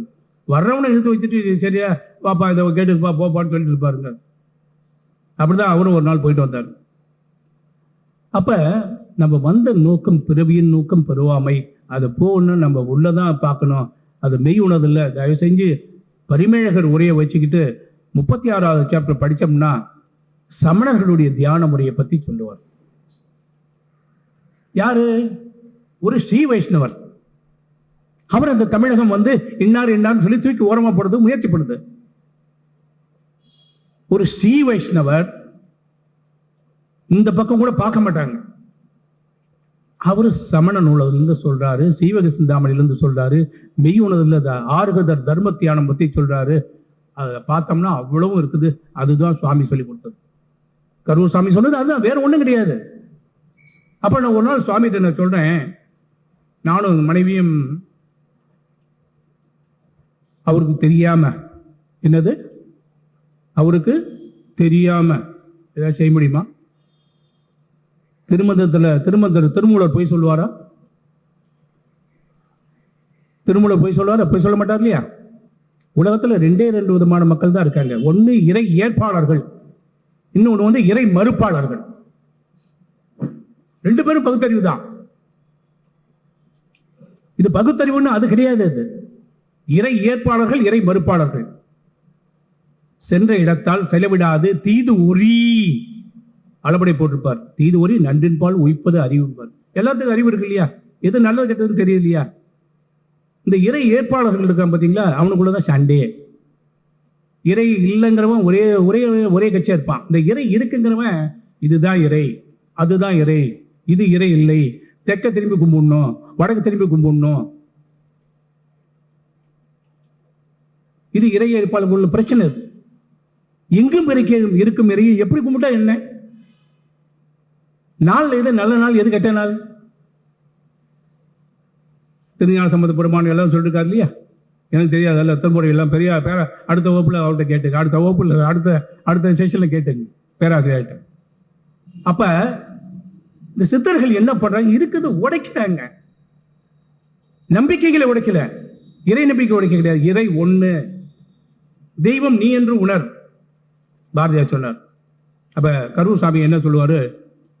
தம்பி கடவுள் எங்க தம்பி இருக்காரு? அப்படி தொடுவார். இதான் தம்பி கடவுள், இதான் கடவுள். அப்ப என்ன? உணர்வு தான் கடவுள். உணர்வுல லயிச்சு இருக்கணும், உணர்வுல லயிச்சு இருக்கணும். ஆரவாரம், கூச்சல், பேச்சு இதுல ஒரு பிரயோஜனம் கிடையாது. எவ்வளவு நேரம் முடியுமோ அவ்வளவு நேரம் இருக்கணும். அப்ப உங்களுக்கு இந்த திருமந்திரத்துல எனக்கு ரொம்ப பிடிச்ச மந்திரத்துல ஒரு மந்திரம், யாம் பெற்ற இன்பம் பெருக வையகம். 2வது லைன், வான் பற்றி நின்ற மறைபொருள் சொல்லிடேன். எல்லா இடத்துல வியாபித்து இருக்குல்லப்பா, அது பேர் வியாபக அறிவு. அவர் இலங்கை ஜெயராஜே அவர் கூடத்துல நிறைய சொல்லிருப்பார். உட்கார்ந்த இடத்துல இருந்து உலகமே அண்ட சராசரமே தெரியாது. இது சித்து வேலை கிடையாது. சொல்லுவார் சாமி. அடுத்தது அருள்புரம் ஜோதி பத்தி அவர் பேச போறார். அவர் சொல்லுவார், சாமி தம்பி கண்ணை திறந்த நீங்க, கண்ணை மூணுனா 1000 வாட்ஸ் பல்பும் நமக்கு இந்த பல்பு தான் தெரியும். ஒளி அருட்பெரும் ஜோதியே இருந்தவர் அவர். செத்து சிவலோகம் போறது கிடையாது, இருக்கும் போது சிவபதி அடையாது. அப்ப சாமி தொட்டு காமிச்சிட்டு இதான் உணர்வு தான் இறை அப்படின்பார். அப்ப அந்த பாடல் சொல்ற பாருங்க, அவர் திருமூலர் சொல்ற பாருங்க, யாம் பெற்ற இன்பம் பெருக வியகம் வான் பற்றி நின்ற மறைபொருள் சொல்லிடின் உன் பற்றி நின்ற உணர்வு ஒரு மந்திரம். உணர்வு தாண்டா மந்திரம் சொல்றாரு. அவர் சொல்றாரு, எதுக்கு அங்கெங்க ஓடுற? மாடத்து உளானல்லன், மண்டபத்து உளானல்லன், கூடத்து உளானல்லன், அங்கெல்லாம் இல்லடா. இருக்கானே இருக்கான், அவன் தான் எங்கும் எங்கும் இருக்கும் தானே அவன். ஆனா அங்கதான் இருக்கான்னு ஓடாத. திருமூலர். அப்ப உன் பற்றி நின்ற உணர்வு ஒரு மந்திரம் எப்படிங்கயா கிடைக்கும் எனக்கு? அதுதான் ரொம்ப இருக்கிறதுலே முக்கியமான வரி. தான் பற்ற பற்ற தலைப்படும் தாமே. தலைப்படுதல்னா என்ன? கயிறு கட்டி இழுக்க முடியுமா? நான் 1 மணி நேரம் தியானம் செஞ்சேன் அப்படிம்பாங்க. செஞ்சேன்னா நீ அவுட்ற, நீ தியானம் செய்யல, தியானத்தை இல்லடா நீ. அப்ப இந்த உணர்வு தான் முதலம், அங்கங்க போய் தேடாத அப்படிம்பாரு. இந்த நூல்ல முதல் பக்கம் சுவாமி 5 லைன்ல, இந்த நூல் முழுசா கூட படிக்க வேண்டிய அவசியம் இல்லைங்க. முழுசா கூட படிக்க வேண்டிய அவசியம் இல்லைங்க. என்ன இருக்க, எல்லாம் தெரிஞ்ச விஷயம் தானே. சுவாமி முதலிலேயே சொல்றார்,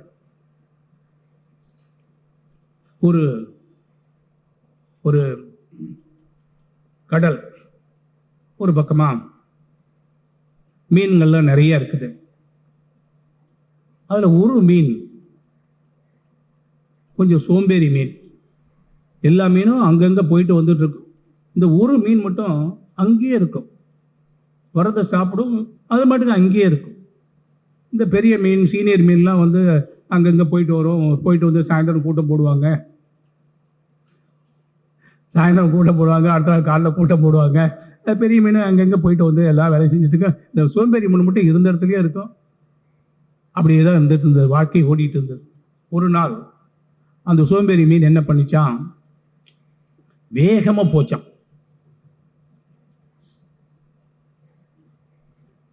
மற்ற மீன்கள்லாம் ஒரே ஆச்சரியம், இனி அது இதுவரைக்கும் இங்கதான் இருந்தது, திடீர்னு ஓடுற நீ. அப்ப அந்த மீன் சொன்னான், எல்லாரும் கொஞ்சம் வழி விடுங்க, ஐயா வராரு.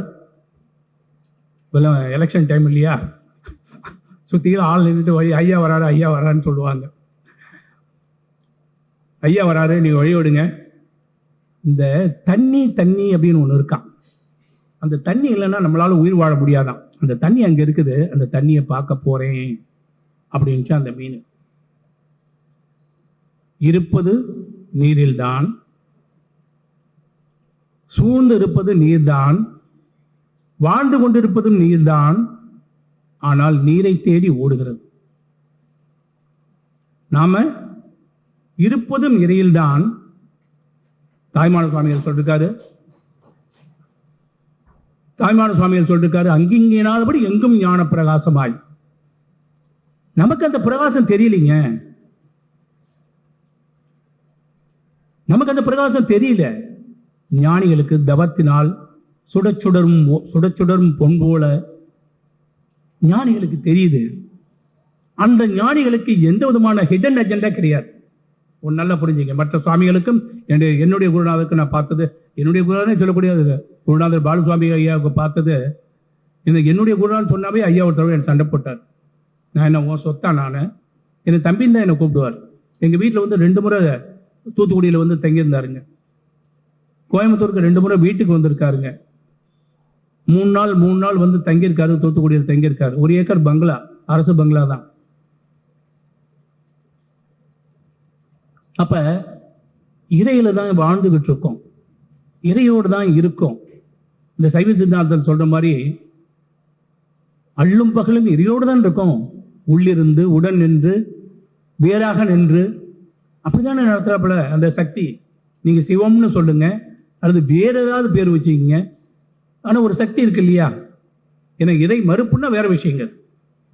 நமக்கு மேல ஒரு சக்தி இருக்குங்கிறத நம்ம ஒத்துக்கிறோம் இல்லையா.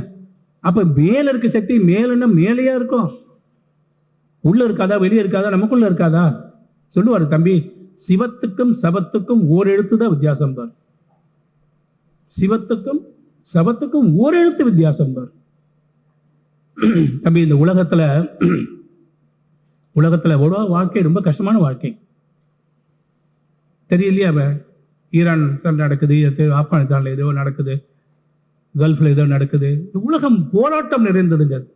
நம்மளும் கொடுத்து வச்சவங்க. நம்ம இங்க 108 பிரச்சனைகள் இருக்குது. இங்க இல்லைன்னு சொல்ல கிடையாது. பிரச்சனை 2 பேத்துக்கு தான் இல்லை. ஒருத்தன் செத்து போயிட்டா, ஒருத்தன் பிறக்கவே இல்லை. அப்ப நம்மளாம் இருக்கிறது, நம்ம கொடுத்தது, இறை கொடுத்தது நல்லா கொடுத்துருக்காங்க. இது ஒரு புண்ணிய பூமி. ஒரு மகான்ல கனவுல எழுந்தது இந்த இடம். இது சாய்முருகன் ட்ரஸ்ட். அப்படிதான் நான் பார்த்தேன். எவ்வளவோ அருளாளர்கள் இந்த மண்ணில் தெருவு இருக்காங்க. ஆனா நம்ம கண்ணுக்கு அவங்க தெரியாது. எப்ப நேரம் வருமோ, எப்ப நேரம் வாய்க்குமோ, அவர் அடிக்கடி பேராசிரியர் சொல்லுவார், யாரை பார்த்தா அவன் கண்ணில் நீர் தானா வருதோ, எந்த மகானை பார்த்த ஒன்னும் அவர் யாரா வேணா இருக்கலாம். அவரோட குறை இருக்கலாம், நிறைய இருக்கலாம். அவரை தராசுல எடை போடுறதுக்கு நான் யார்? அப்ப யார் உங்கள் உள்ளம் உருகி இப்படிதான் தோணுதோ அவர் சொல்ற வழியில போங்க. நான் திருவள்ளுவரை பிடிச்சிக்கிட்டேன், குருநாதரை பிடிச்சிக்கிட்டேன். அப்ப அவர் தான் அல்டிமேட்டா? இதுக்கு மேல கிடையாதா? எனக்கு தெரியாது. அது பார்க்க வேண்டிய அவசியம் எனக்கு கிடையாது. எனக்கு அப்ப சுவாமிக்கு நானும் மனைவி 2011 நடக்குது. அப்ப அவர்கிட்ட சொல்லாம, கண்காணி இல்லென்று கள்ளம் பல செய்வார், காணுங்கள் கண்காணி இல்லா இடமும் இல்லைன்னு அந்த பாடல். ஒரு சூப்பண்ட் ஒருத்தர் இருக்கான். அவன் 24/7 வேலை செய்யறான். அவன் வேலை செய்யறானா இல்லையாங்கிறது நாம கணக்கு போடுறது நம்ம இது கிடையாது. திருமூலர் சொல்றாரு, அவன் போய் சொல்ல மாட்டார். யார் சொல்றான்னு பார்க்கணும் இல்லையா? திருமூலர் சொல்றாரு இல்லையா? அப்ப திருமூலர் சொல்றது உண்மையா தான் இருக்கும். அவருக்கு என்ன எலெக்ஷன்ல நிக்கணுமா, இல்ல ஏதாவது இந்த சின்னத்தில் நிக்கணுமா, அந்த சின்னத்தில் நிக்கணுமா, ஏதாவது பண்ணுமா? அவருக்கு ஆட்சியை பிடிக்கணுமா, அதிகாரத்தை பிடிக்கணுமா? உள்நோக்கம் என்ன அவருக்கு? வெளிநோக்கம் என்ன அவருக்கு? கண்காணி இல்லென்று கள்ளம் பல செய்வார். புத்தர் சொல்றாரு, அவனுக்கு தண்டனை உண்டு. நீ நீருக்கடியில் ஒழிய முடியாது, விண்ணில போய் மறைய முடியாது, காற்றில் கரைய முடியாதுன்னு சொல்ற தம்மபத்துல முதல் அறம். மற்றவங்க எதை செய்யறாங்க கவலை கிடையாது. சரி, நான் சாமிகிட்ட சொல்லாம, அவருக்கு தெரியாம நாங்க போறோம். போயிட்டு சென்னையில் விபாசனா மெடிடேஷன் சென்டர்னு ஒன்று திருநீர்மலையில் இருக்கு. 11 நாள் மௌனம், 10 நாள் மௌனம், 11 நாள் நீங்க பேசலாம். யாரு கூடயும் பேசக்கூடாது. நோ செல்போன், நோ புக்கு கிடையாது, நோ நோட்ஸ் எழுதக்கூடாது, எதுவும் கிடையாது. ஃப்ரீ. 9 நாளும் சாப்பாடு ஃப்ரீ. 4 மணிக்கு எழுப்பிடுவாங்க. 4:30 தியானத்தில் உட்காரணும். மந்திரம் கிடையாது, ஊதுபத்தி கிடையாது, எதுவும் கிடையாது, ஸ்லோகம் கிடையாது, எதுவும் கிடையாது. தியானம், உள்நோக்கிய தியானம், உள்நோக்கிய பயணம். 9 நாள் விபாசனா மெடிடேஷன் சென்டர். 10வது நாள் நீங்க பேசலாம். 11வது நாள் காலையில் நீங்க வெளியே வந்துடலாம். நானும் மனைவியும் அதுக்கு ஆன்லைன்ல ரெஜிஸ்டர் பண்ணிட்டு வெயிட் பண்ணிட்டு இருக்கோம். எங்களை கூப்பிட்டாங்க. டிசம்பர்ல நாங்க போய் சேர்றோம். அப்ப சுவாமிகிட்ட சொல்றோம், ஐயா நாங்க போயிட்டு வரோங்கய்யா. அவரு கரூர்ல இருக்காங்க, நாங்க அப்ப 2011 நாங்க தூத்துக்குடி வந்துட்டோம். அப்ப ஐயாட்டு சொல்றேன், இது மாதிரி எதுக்கு போனோம்? நீங்க தான் தியானத்தில் தான் இருக்கீங்க அப்படின்னு. இல்லைங்கய்யா, அங்க போனா முழுசா தியானம் பண்ணிட்டே இருக்கலாம்ல. அப்ப இங்க இருந்தா நீங்க எவ்வளவு முடியுமோ அவ்வளவு செய்யுங்க, எதுக்கு அங்க போறீங்க அப்படின்னாரு. இல்லைங்கய்யா, அங்க போனா சரி ரைட்டு. பையன் கார்த்திக் கிருத்திகான்னு பொண்ணு பையன். கார்த்திக் கிருத்திகா கூப்பிட்டா என்ன பண்ணுவீங்க? யாரும் கூப்பிட முடியாது சாமி, ஃபோன்லாம் இங்கேயே வச்சுட்டு போயிடுவோம், ஃபோன்லாம் வெளியே வச்சிருந்தோம். இல்லை அவரு நான் உங்களை கூப்பிட்டா என்ன பண்ணுன்னாரு. கூப்பிட முடியாது சாமி, அங்கே ஒரு லேண்ட்லைன் தான், ஏதாவது எமர்ஜென்சி தான் கூப்பிட முடியும், எல்லாம் கூப்பிட முடியாது. சரி என்ன விடுங்க, பிள்ளைங்க கூப்பிட்டா என்ன பண்ணுவீங்கன்னாரு. நாங்கள் உடனே பாலை தூக்கி அவருடைய கோட்டில் போட்டோம். அது கூப்பிடாத மாதிரி நீங்கள் பார்த்துவீங்க சாமி அப்படின்னு. ஓ அப்படியா, சரி போங்க அப்படின்னு.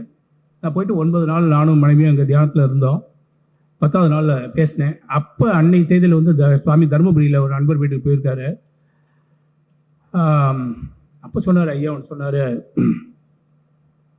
தம்பி நான் புள்ளி வச்சேன், நீங்கள் கோலம் போட்டீங்க அப்படின்னு. அவ்வளவுதான். நான் புள்ளி வச்சேன், நீங்க கோலம் போட்டீங்க அப்படின்னு.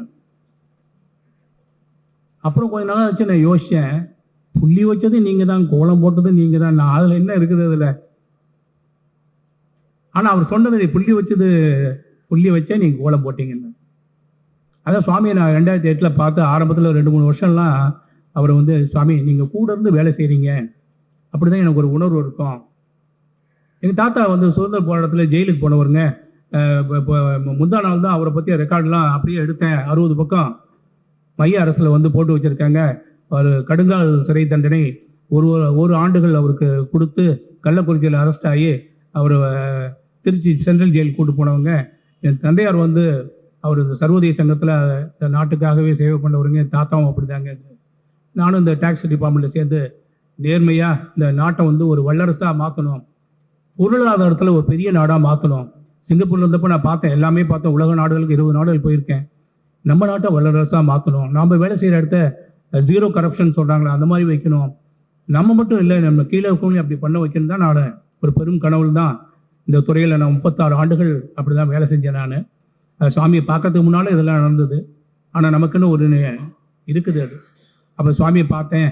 அப்போ தான் அவர் சொன்னார் இது மாதிரின்னு சொல்லிட்டு, இது வந்து நான் புள்ளி வச்சேன் கோலம் போட்டேன்னு சொல்லும்போது நான் சொன்னேன், அதுக்கு முன்னால் வந்து நீங்கள் கூட இருந்து வேலை செய்கிற மாதிரி இருக்குங்க சாமி அப்படின்னு.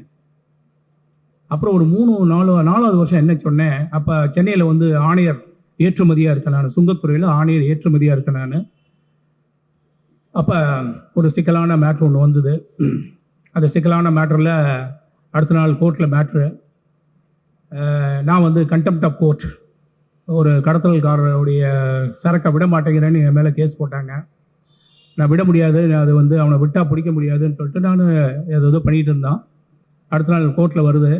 அந்த நீதி அரசர் ஏன் என்னுடைய ஆர்டரை, ஏன் என்னுடைய ஆணையை வந்து நீங்கள் மீறுறீங்க, உடனே நிறைவேற்ற வேண்டாமா, எல்லாம் நிறைய பயப்பாரில் பார்த்துருப்பீங்க. அதே மாதிரி தான் நான் அங்கே போய் நிற்கிறேன். அது நிற்கிறதுக்கு முத நாள் ஐயாட்ட சொல்கிறேன், ஐயா நான் எதுவுமே கேட்டதில்லை. அன்னைக்கு சொல்கிறேன், ஐயா இதை மாதிரி நாளைக்கு கோர்ட்லைங்க ஒரு ஜட்ஜி திட்டுவாருங்கய்யா, நான் என்ன சாமானை விட மாட்டேங்கிறேன் அப்படிங்கிறேன். அவர் சொன்னார், நீங்கள் போங்க தம்பி, நீங்கள் போங்க, அவர் சிரிச்சிட்டு இருப்பார், போங்க அப்படின்னு. அவர் கரூரில் இருக்காரு, நான் சென்னையில் இருக்கேன். அப்புறம் போனேன், சில விஷயம் நடந்தது. அப்புறம் அன்றைக்கி அவர் சிரிக்கிற மாதிரி ஒரு சூழ்நிலை வந்து, நான் 10 ஆஃபீஸரோடு போகிறேன். நான் எல்லாம் போய் நிற்கிறோம், எல்லாம் ஏதோ கேஸ் நடக்குது. பேச்சுவார்த்தையில் நடக்கும்போது அவர் கேள்வி கேட்குறாரு, நாங்கள் ஏதோ சொல்கிறோம். அப்போ ஏதோ ஒன்று சொல்லணும், சிரிக்கிறாரு அவர். சரி போங்க, நீங்கள் தான் மேல் கோர்ட்டுக்கு போயிருக்கீங்களே, பார்த்துக்கலான்னு சொல்லிட்டு எங்களை அனுப்பிச்சுட்டார். நான் போயிட்டு வந்து சொன்னேன், சாமி முன்னெல்லாம் நீங்கள் கூட இருந்து வேலை செய்கிற மாதிரி இருக்கும், நீங்கள் என்ன எனக்கு அசிஸ்டண்டா நீங்கள், இப்போ நீங்கள் வேலை செய்கிறீங்க, நான் சம்பளம் வாங்கிக்கிறேன் அப்படின்னேன். ஏன் தம்பி நாளைக்கு கொலை பண்ணிட்டு வந்து என் மேலே போடுறீங்களோ அப்படின்னார். சொல்லிட்டு உடனே சிரிச்சார், கொலை பண்ணிட்டு வந்து என் மேலே போடுறீங்களோன்னார். இல்லைங்கய்யா அப்படின்னு நான் சிரிச்சிட்டேன். நான் அப்போ நான் தான் செய்கிறேன்னு அவர் சொல்ல கிடையாது. அவர் சிரிப்பார்னு ஜோசியம் சொன்னாரா, அருள்வாக்கு சொன்னாரா, இல்லை அவர் சிரிக்க வச்சாரா, $1 மில்லியன் கொஷின்ங்க. இன்னும் ஒரே ஒரு நிகழ்ச்சி, நிறைய விஷயம் ஐயா பற்றி சொல்லிகிட்டே இருக்கலாங்க. அது ஒரே ஒரு விஷயம் சொல்லி முடிச்சுக்கிறேன். தூத்துக்குடியில் ஆணையராக ஒவ்வொரு ஆண்டு இருந்தேன். 2011-12 செப்டம்பர் 5ஆம் தேதி நான் போய் வஉசி பிறந்த நாள் அன்னைக்கு அவர் பேரை தாங்கி இருக்கக்கூடிய துறைமுகத்தில் நான் பொறுப்பு எடுக்கிறேன். எனக்கு அங்கே போகவே பிடிக்கல. அது தூத்துக்குடி ஒரு மாதிரியான ஊர்னு சொல்லுவாங்க. பட் இருந்தாலும் நான் அரசில் வேலைக்காரனாக இருக்கோம், எங்கே போய் சொல்கிறாங்களா போக வேண்டியது தானே, எல்லா இடத்துலையும் இறை இருக்கு இல்லையா, போவோம் அப்படின்னு சொல்லி நான் போகிறேன். போன முதல் மாத சம்பளத்திலேயே வந்து தொகையை சொல்கிறதுல ஒன்றும் தப்பு கிடையாது, 25,000 ரூபா எடுத்து, இது என்னுடைய முதல் மாத சம்பளம். நாம் வந்து வஉசி பிறந்த மண்ணில், அவர் பாடுபட்ட மண்ணில் நம்ம நிற்கிறோம். ஐயா 14 வருஷம் ரெட்டை தீவாந்தரம்லாம், அது ரெட்டை ஆயுள் தண்டனைலாம் ஐயா கிடைச்சது. சிக்கிழுத்தாரு, பாரதியார் அவர் பற்றி எழுதியிருக்காரு. அவருக்கு நம்மளால எப்படி வந்து நம்ம திருப்பி கடன் கட்ட முடியும்? அப்ப நேர்மையா நம்ம வந்து இங்க வேலை செய்யணும். நம்ம நாட்டை வந்து பொருளாதாரத்தில் வளமிகுந்த நாடா மாற்றணும். ஐயா அதுக்கு தான் கனவு கண்டார். அப்ப அவர் பேர்ல ஒரு அவங்க பிறந்த ஊர்ல ஒட்டப்படாதுல ஒரு அமௌண்ட்டை நம்ம போட்டு நம்ம கஸ்டம்ஸ் பேரில் அங்கே வைக்கணும்னு சொல்லி வைக்கலான்னு சொல்லிட்டு அப்புறம் செப்டம்பர் மாதமே எடுத்து நான் ஏன்னா அறம்ங்கிறது ஒரு கவசம்ங்கிறது, அறம்ங்கிறது ஒரு கவசம்ங்கிறது, அது கண்ணுக்கு தெரியாதுங்கிறது. எப்படி சித்தர்கள் வந்து கண்ணுக்கு தெரியாம 11 பேர் ஐயாவை சுற்றி எப்படி நிற்கிறாங்களோ, ஐயாவை தனியாலும் நீங்க நினைக்காதீங்க, சாதாரண மட்டும் கூட இருக்கான்னு நினைக்காதீங்க. 11 பேர் ஐயாவை சுற்றியில் நிற்பாங்க. ஏன்னா ஒரு கூட்டத்தில் ஐயா சொல்லிருக்காரு, என்ன நடந்ததுன்னு சொல்லிருக்காரு, விழுப்புரத்தில் நடந்த கூட்டம் அது. அப்போ நான் வந்து ஒரு 2.5 லட்சம் கலெக்ட் ஆகுது. அப்போ ஒரு ஃபண்டு ஒன்று கிரியேட் பண்ணி ஒட்டப்படாரம் அரசு மேல்நிலை பள்ளியில் கொடுத்துட்டு நீங்கள் வருஷம் வரக்கூடிய இன்ட்ரெஸ்ட்லேருந்து கொடுங்கன்ட்டு வரோம் நாங்கள். அப்பேற்பட்ட ஊர் அந்த ஊர். அப்போ ஒரு நாள் ஐயா அந்த வீட்டுக்கு வரார், தூத்துக்குடி வராரு, வீட்டில் 3 நாள் தங்குறாரு. 2வது நாள் நான் மனைவி எல்லாம் உட்காந்துருக்கோம், நண்பர்கள் உட்காந்துருக்காங்க. 1 ஏக்கர் பங்களா, வீட்டில் அரச மரம், பெரிய அரச மரம், 18ஆம் நம்பர் வீடு. அங்கே வெளியே உட்காடுறோம், உட்காந்தோடனே பேசிகிட்டு இருக்கோம். தம்பி, நான் ஏன் வந்து உங்களுக்கு தெரியுமா அப்படின்னா, நான் உடனே ரொம்ப பிலாசபிக்கலாக தத்துவார்த்தமாக பதில் சொல்கிறேன்னு சொல்லிட்டு நான் சொன்னேன், ஐயா காலம்தான் சில விஷயம் பதில் சொல்லும், இன்னைக்கு தெரியாது அப்படின்னு நான் சொன்னேன். உடனே துணைவியார் சொன்னாங்க, காலம் கூட சில விஷயங்களுக்கு பதிலை சொல்லாது அப்படின்னா. அது எவ்வளவு பெரிய உண்மைன்னு நான் தெரிஞ்சுக்கிட்டேன். 3 நாள் ஐயா இருந்தார் வீட்டில். அவர் என்ன பண்ணாரு ஏது பண்ணாரு தெரியாது. அவர் மட்டும் மரத்தடியில் படுத்திருப்பாரு, அங்கே படுத்திருப்பாரு, இங்கே உட்காந்துருப்பாரு. அங்கே தான் ஒரு நண்பர் மனோஜ் வட இந்தியர் ஒருத்தர் அறிவுமானார். அது ஒரு கதை, அவருக்கு வாழ்க்கையில் நடந்த ஒரு சில சம்பவங்கள். இதெல்லாம் சித்து கிடையாது. அவர் குழந்தைக்கு உடம்பு சரியில்லை, அவர் வாரணாசியில் இருக்கு, அந்த குழந்தைக்கு நீ ஒன்றும் கவலைப்படாத, சரியா போயிடுனாரு, இன்னும் 24 மணி நேரம் நிற்பாரு, அது அந்த குழந்தை அங்கேருந்து அங்கே வந்துடும் அப்படின்னா எல்லாம் நடந்ததுங்க. மனோஜ்னு வட இந்தியர் ஒருத்தர் 3 நாள் கழிச்சு புறப்படுறாரு. 2 வெஹிக்கிளில் நான் புறப்படுறோம். அவர் கூட 3-4 பேர் வந்தாங்க, வீட்டில் தங்கியிருந்தாங்க. தம்பி, வந்த வேலை முடிஞ்சது, நான் புறப்படுறேன் அப்படின்னாரு. என்ன வேலைக்கு வந்தார், என்ன பண்ணார், என்ன அங்கே உட்காந்து 3 நாள் என்ன பண்ணார் எனக்கு தெரியாது, என்ன வர இருந்தது தெரியாது. வந்த வேலை முடிஞ்சதுனாரு, புறப்பட்டார். அவர் தான் இன்னை வரைக்கும் அதுக்கு பதில் எனக்கு தெரியாதுங்க. நான் எதுக்கு சொல்கிறேன்னா, ஒரு சித்தருங்கிறவர் சித்து வேலை செஞ்சு கூட்டத்தை கூட்டுங்கிற அவசியம் கிடையாதுங்க. அது ஒரு சின்ன பிள்ளைங்க விளையாட்டு மாதிரிங்க. இதுக்கு மேலானது ஒரு பொருள் இருக்குது, செம்பொருள். இந்த செம்பொருள் நோக்கி போகக்கூடிய பயணத்தில் இதெல்லாம் சும்மா சின்ன பிள்ளைங்க விளையாட்டுங்க. அவர் சொல்லுவார், ஐயாவை பற்றி சொல்லுவார், வள்ளல் பெருமான் சொல்றார் இல்லையா, எல்லாம் ஜாதி மதம் அது இது எல்லாம் தேர்தல் சிறுபிள்ளை விளையாட்டு, சிறுபிள்ளை விளையாட்டு. அப்ப என்னையா விளையாட்டு, பெரிய விளையாட்டு? அவன் பெரிய விளையாட்டை விளையாட்டு இருக்க, நீ விளையாடணும்னா என்ன பண்ண, உள்ள உட்காந்து பாரு, நீ அவன் என்ன விளையாட்டு விளையாடுறான்னு உனக்கு காலம் போக போக புரிய ஆரம்பிக்க வாய்ப்பு இருக்குது இந்த பிரிவில். அதுதான் வந்து ஐயாவுடைய செய்திங்க இது. அப்புறம் பல வேலைகள் வந்து அவர் பண்ணிருக்காரு. பல அன்பர்களுக்கு வந்து தேடி வர அன்பர்களுக்கு அவர் பல விஷயம் அவர் வந்து குறை சொல்லுங்கிற அவசியம் இல்லைங்க. அவர் தான் எல்லா இடத்துலையும் இருக்கிறது தெரியுமே. நான் ஒரு தடவை கேட்டேன், ஐயா ஏன்னா சின்ன பையன் தானே, நான் எல்லா வேலையும் கேட்பேன். நான் என் பையன் இதோட அதிகமாக கேள்வி கேட்டான். ஐயா எல்லா ஊர்லேயும் மூவா சொன்னது தான், எல்லா ஊர்லேயும் எல்லா மனசுலையும் ஓடுறது உங்களுக்கு தெரியுமா? இதுக்கு என்ன பதிலாக இருக்கும் பாருங்க. ஆமா தெரியும் அப்படின்னா அது ஒரு ரகம், இல்லை தெரியாது அப்படின்னா அதுவும் பொய். அவர் சொன்ன பதில், சாக்கடை பக்கம் எவன் தம்பி போவான், சாக்கடை பக்கம் எவன் போவான், எல்லாம் சாக்கடை தானே ஓடிட்டு இருக்கு, சாக்கடையில் போய் எனக்காக வேண்டியது என்ன இருக்கு? அவ்வளவுதான் அவருடைய பதில்கள். அப்புறம் இறையை பத்தி சொன்ன உங்களுக்கு தெரியும், எல்லா சித்தர்களும் சொல்றது வந்து ஓர் இறை கொள்கை தான். அவரு குருநானக் ஆகட்டும், எல்லா மகான்களும் எடுத்துங்க, சொல்றது ஒண்ணுதான். ஷீரடி பாபா ஆகட்டும், எல்லாம் சொல்றது ஒண்ணுதான். இந்த வேதம் சொல்லுவாங்களே, எனக்கு தெரியாது வேதம்னு, ஏகம் சத்தும்பாங்க. 18 படி ஏறி மேல போனா, இங்க இருக்கட ஓடியாந்த தத்துவமசி, இங்க எதுக்கு வந்த? அங்கதானே உட்கார்ந்து இருக்குது. நீயே அதுவாக இருக்கிறாயே, இங்க எதுக்கு ஓடியாந்த? ஆனா உலகம் ஓடிட்டு தான் இருக்கும், நடந்துகிட்டு தான் இருக்கும். இந்த ஓரிரை கொள்கையை பத்தி சாமி சொன்னது, தம்பி மாவு ஒண்ணு, மாவு ஒண்ணு, நனைச்சி போட்டா பஜ்ஜி, கொஞ்சம் தண்ணி ஊத்தாம உருட்டி போட்டா போண்டா, இன்னும் கொஞ்சம் தண்ணியை கம்மியா வச்சு தட்டி போட்டோன்னு வச்சுக்க, அது வடை. யாருக்கு என்ன பிடிக்கிறதே சாப்பிட்டு போறான். இதை கூட வடை பெருசு, போண்டா பெருசு, பஜ்ஜி பெருசு சண்டை போட்டு இருக்கீங்க, போங்க பஞ்சாயத்து கலைஞ்சது போங்க. இப்படிதான் அவர் சொன்னார். மற்றபடி அவர்கிட்ட வந்து நீங்க பாத்தீங்கன்னா அந்த தேகத்துல தேய்ச்சா அது வாசம் வரும். அதில் அப்புறம் இப்போ பிடிச்சோம்னா பேட்டரி ரீசார்ஜ் பண்ணிட்டு போங்க அப்படின்பாரு. வந்ததே வந்துட்டீங்க. பல மகான் தொட விட மாட்டாங்க, ஒரு கெத்துலேயே இருப்பாங்க. இவர் அப்படிலாம் கிடையாது, உட்காந்துருப்பாரு, தென்னில் உட்காந்துருப்பாரு.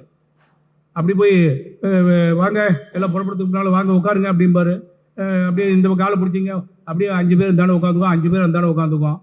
ஒருத்தர் காலை பிடிச்சிக்குவோம், அந்த காலை பிடிச்சோடைய கையை இன்னொருத்த பிடிச்சிக்குவோம், அவர் கையை இன்னொருத்த பிடிச்சிக்குவாங்க. அப்படியே கண்ணை மூட்டு ஒரு தியானம் பண்ணுங்க அப்படிம்பாரு. அப்படியே ஒரு 40 நிமிஷம் தியானம் பண்ணுவோம். இப்போல்லாம் பேட்டரிலாம் ரீசார்ஜ் ஆகிடுச்சு, சுருன்னு ஏதோ போகாது, பேட்டரியில் ரீசார்ஜ் ஆகிடுச்சு, நீங்கள் போங்க போங்க அப்படிம்பாரு. அது மாதிரி அவர் வந்து வாரி வாரி கொடுத்தாருங்க, வாரி வாரி கொடுத்துட்ருக்காருங்க. நான் தான் சொல்கிறேன், சாமி ஒரு பைசா வாங்க மாட்டார், யார்ட்டையும் எதுவும் இது பண்ண மாட்டார். வெத்தலை பாக்கு நாங்களாம் அப்புறமா இந்த போவன்ட்டோ வாங்கி கொடுப்போம். வெத்தலை பாக்கு போவன்ட்டோ புயலை போடுவாருங்க. வேற ஒன்றும் அவர் கேட்க மாட்டார். அவர் சொன்னார், ஒரு அன்பர் வந்து பழங்களை எல்லாம் முதல் தடவை வந்தோன்னு தட்டோடு வச்சு கொடுத்தாரு. அப்போ சாமி பேசல அன்னைக்கு. சில சமயம் பேச மாட்டார், உள்ளுக்குள்ள பிரச்சனை ஓடுது தம்பி, எழுதுவார், டைரியில் எழுதுவார். ஏகப்பட்ட பிரச்சனை ஓடிட்டு இருக்கு. ஏதோ வந்துட்டீங்க, வீட்டில் சொந்தக்காரங்க வந்துட்டாங்கன்னா பார்த்துட்டு தானே போடுறோம், நம்ம ஏஞ்சி சமைச்சு தானே போடுறோம், அது மாதிரி உங்களை எதுவும் சமைச்சு போடுறோம், சரி வந்துட்டீங்கன்னு டைரியில் எழுதி காமிப்பார். அன்னைக்கு நண்பர் போயிருந்தப்ப அவர் நான் எதையும் லஞ்சமாக பெறுவதில்லைன்னு நோட்டில் எழுதினார். அது இல்லை சாமி, உங்களை பார்த்தா முதல் வந்த காணிக்கைய அப்போ எழுதினாரு, தம்பி நான் ஒன்னே ஒன்றா காணிக்கை எதிர்பார்க்கிறேன், உண்மையும் யதார்த்தமும். திருக்குறளுக்கு தெலுங்குல யதார்த்த காவியம்னு ஒரு பேருங்க. திருக்குறள் இது வரைக்கும் 63 மொழியில மொழிபெயர்த்திருக்காங்க. அதை நாங்கள் தான் முதல்ல டாக்குமெண்ட் பண்ணிருக்கோம். 140 ஆங்கில மொழிபெயர்ப்புகள் இருக்கு. சில பேர் 100க்கு மேல 500க்கு மேல, பைபிளுக்கு அப்புறம் குரானுக்கு அப்புறமா எல்லாம் வந்து எந்த யூனிவர்சிட்டிகிட்டையும் இந்த டேட்டா கிடையாது, எந்த பல்கலைக்கழகத்திலையும் கிடையாது, எந்த அமைப்புகிட்டையும் கிடையாது. நாங்கள் தான் 5 ஆண்டுகள் பாடுபட்டு உலக திருக்குறள் முற்றுதல் இயக்கம்னு ஒன்று இருக்குது. நாங்கள் நண்பர்கள் கொஞ்சம் பேர் சேர்ந்து அதை பண்ணிட்டு இருக்கோம். நாங்கள் தான் கணக்கை முதல்ல போட்டு 63 மொழிகளில் வந்திருக்குது திருக்குறள். தமிழக அரசுக்கு அந்த புத்தகத்தை கொடுத்து என்ன பண்ணணும் நீங்கள் பண்ணுங்கன்னு, செம்மொழிக்கு இந்த புத்தகத்தை கொடுத்து நீங்கள் என்ன பண்ணுங்க அப்படின்னும் 2 பேரும் நிறைய பண்ணிட்டு இருக்காங்க. திருக்குறளுக்கு தெலுங்குல வந்து யதார்த்த காவியம்னு பேர். எது சொல்ல வந்தாலும் யதார்த்தம்னு அங்கே போயிடுச்சு மனசு. அப்போ யதார்த்த காவியம்னு வள்ளுவத்தை சொல்றாங்க. உண்மையும் யதார்த்தத்தையும் கடைபிடித்தால் அதுவே போதுமானது, அதுதான் நான் எதிர்பார்க்கும் காணிக்கை அப்படின்ட்டார். அவருக்குன்னு ஒரு கூட்டத்தை வச்சுக்கல, சிஷியர் கூட்டத்தை வச்சுக்கல, அன்பர் கூட்டத்தை வச்சுக்கல, ஆசிரமம் கட்டலான்னு சொன்னேன், அதெல்லாம் ஒரு புண்ணாக்கம் வேண்டாம் அப்படின்ட்டாரு. நான் ஏற்கனவே நிலம் வாங்கி போட்டேன், எங்க சாமின்னா ஆத்தோரம் சுடுகாடை காம்பாரு, இங்கே தான் வாங்கி போட்டிருக்கேன், எவன் கட்டுவானோ தெரியல அப்படின்னார். ஆனால் நாங்கள்லாம் சேர்ந்து அவருக்கு சமாதி வச்சிருக்கோம். சமாதி வந்து 12வது கிலோமீட்டர்ல கோயம்புத்தூர் கரூர்ல இருந்து கோவை போற வழியில 12வது கிலோமீட்டர்ல கந்தம்பாளையம்னு ஒரு இடம், கோவை கரூர் பஸ் ஸ்டாண்ட்ல இருந்து 12வது கிலோமீட்டர்ல பவித்திரமேடுன்னு இருக்குது, அந்த ஊர்ல தான் கட்டிருக்கோம். ஐயாவுடைய அன்பர்கள் பல நிலையில இருக்காங்க. அதுல ஒரு குறிப்பா ஒருத்தர் சொல்லணும்னா முனியாண்டின்னு ஒருத்தர் இருக்காரு, அவர் சொல்றேன், சந்திரசேகர் தான் நான் பார்த்தேன், சண்முகன்னு கூட இருக்காரு, அவர் குடும்பத்துல 2 பேர் இருக்காங்க, சுக்கு பாஸ்கர் இருக்காங்க. அந்த முனியாண்டி வந்து ரொம்ப கட்டிட தொழிலாளி, சாதாரணமான நிலையில வந்தாருங்க. இன்னைக்கு நல்ல வேடசந்தூர்ல நல்ல தொழில் பண்றாரு, நேர்மையா தொழில் பண்ணுவாரு. சாமி சொல்லுறாரு, தம்பி இவர் தான் நம்பர் 1 பக்தர் அப்படின்னு சொல்லிட்டு என்ன பாக்குறாரு. தம்பி உங்களுக்கு ஏதாவது இதுல பிரச்சனை இருக்கா அப்படிங்கிறாரு. எனக்கு உண்மையில வருத்தம், ஏன்னா ஆரம்பத்துல இருந்து நான் தான் நம்பர் 1 இருக்கணும், 5ஆவதுல இருந்து 6ஆவதுல இருந்து நான் தான் நம்பர் 1 இருக்கணும். இந்த முனியாண்டியை சொல்லிவிட்டு என்ன பாக்குறாரு, தம்பி உங்களுக்கு வருத்தமா அப்படிங்கிறாரு. நான் உடனே நடிக்கிறேன், எனக்கெல்லாம் வருத்தம்லாம் இல்லை சாமி, உங்கள் மனசில் இடம் இருக்கு இல்லையா, அது போதும். 1ஆம் நம்பர் 2ஆம் நம்பர் சீட்டாக போட்டிருக்கீங்க அப்படின்னு. அவரை சொல்லுவார் சுவாமி, முனியாண்டி நானும் கான்கிரீட்டும் கம்பியும் மாதிரி தம்பி அப்படிம்பாரு. அது மாதிரி ஐயா யாருக்கு என்ன உதாரணம் சொல்லுவோம் அப்படி சொல்லிட்டு போயிட்டே இருப்பார். ரொம்ப ஐயா வந்து எட்டும் தூரத்தில் தான் உட்கார்ந்துருப்பார். உண்மையில் ஐயா வந்து எங்கள் வாழ்க்கையில் வந்தது, நாங்கள் ஐயாவை வந்து சந்தித்தது ஒரு மாபெரும் மாபெரும் வாய்ப்பாக நான் கருதுகிறேன். இன்னைக்கு இந்த நேரத்தில் நீங்கள்லாம் வந்தது எனக்கு ரொம்ப மகிழ்ச்சியாக இருக்குது. உங்கள் எல்லோருக்கும் வந்து என்னுடைய பணிவன்பு கலந்த வணக்கத்தை தெரிவிச்சுக்கிறேன். நாங்கள் வள்ளுவர் குரல் குடும்பம்னு ஒன்று வச்சுருக்கோம். அவர் சதானந்தனுக்கு எல்லா டீட்டெயில் தெரியும். என்னுடைய எண்ணெலாம் கூட அவர்கிட்ட இருக்குது. வள்ளுவர் குரல் குடும்பத்தில் இணைந்து தமிழகத்தை வந்து ஒரு அறம் சார்ந்த மாநிலமாக மாற்ற வேண்டும், ஒரு குரல் அறம் பரவிய ஒரு சமுதாயமாக மாற்ற வேண்டும், ஒன்றே குலம் ஒருவனே தேவன்கிற ஒரு சமுதாயமாக மாற்ற வேண்டும். அப்படின்னா அதுக்கு குரல் மட்டும்தான் உங்களுக்கு வந்து உறுதுணையாக இருக்கும். அந்த குரலில் நெஞ்சிலும் முதுகிலும் தோளிலும் சுமந்து கொண்டு சென்று கொண்டிருக்கிறோம். இந்த வள்ளுவர் உலகத்திற்குள் முற்றுவதல் இயக்கம்னு ஒன்று வச்சுருக்கோம். இதில் இணைந்து அவங்கவுங்க இருக்க ஏரியாவில் நீங்கள் பணியாற்றணும் அப்படின்னா நீங்கள் என்னை தொடர்பு கொள்ளலாம். உங்கள் எல்லோருக்கும் மீண்டும் ஒரு முறை வணக்கத்தையும் இந்த அமைப்பாளர்களுக்கு என்னுடைய பணிவன்பு கலந்த நன்றியையும், ஏன்னா இந்த மாதிரி ஒரு வாய்ப்பு கொடுக்குறீங்க இல்லையா, வாய்ப்பு கிடைக்குமா, சான்ஸ் கிடைக்குமான்னு இந்த கோடம்பாக்கத்தில் இருக்கவங்களாம் பல பேர் அலையவாங்க. நானும் இங்கே எனக்கு ஒரு சான்ஸ் கொடுத்தீங்க, ஓரளவு நல்லா நடிச்சிருக்கேன்னு நினைக்கிறேன். எல்லோருக்கும் நன்றி, வணக்கம்.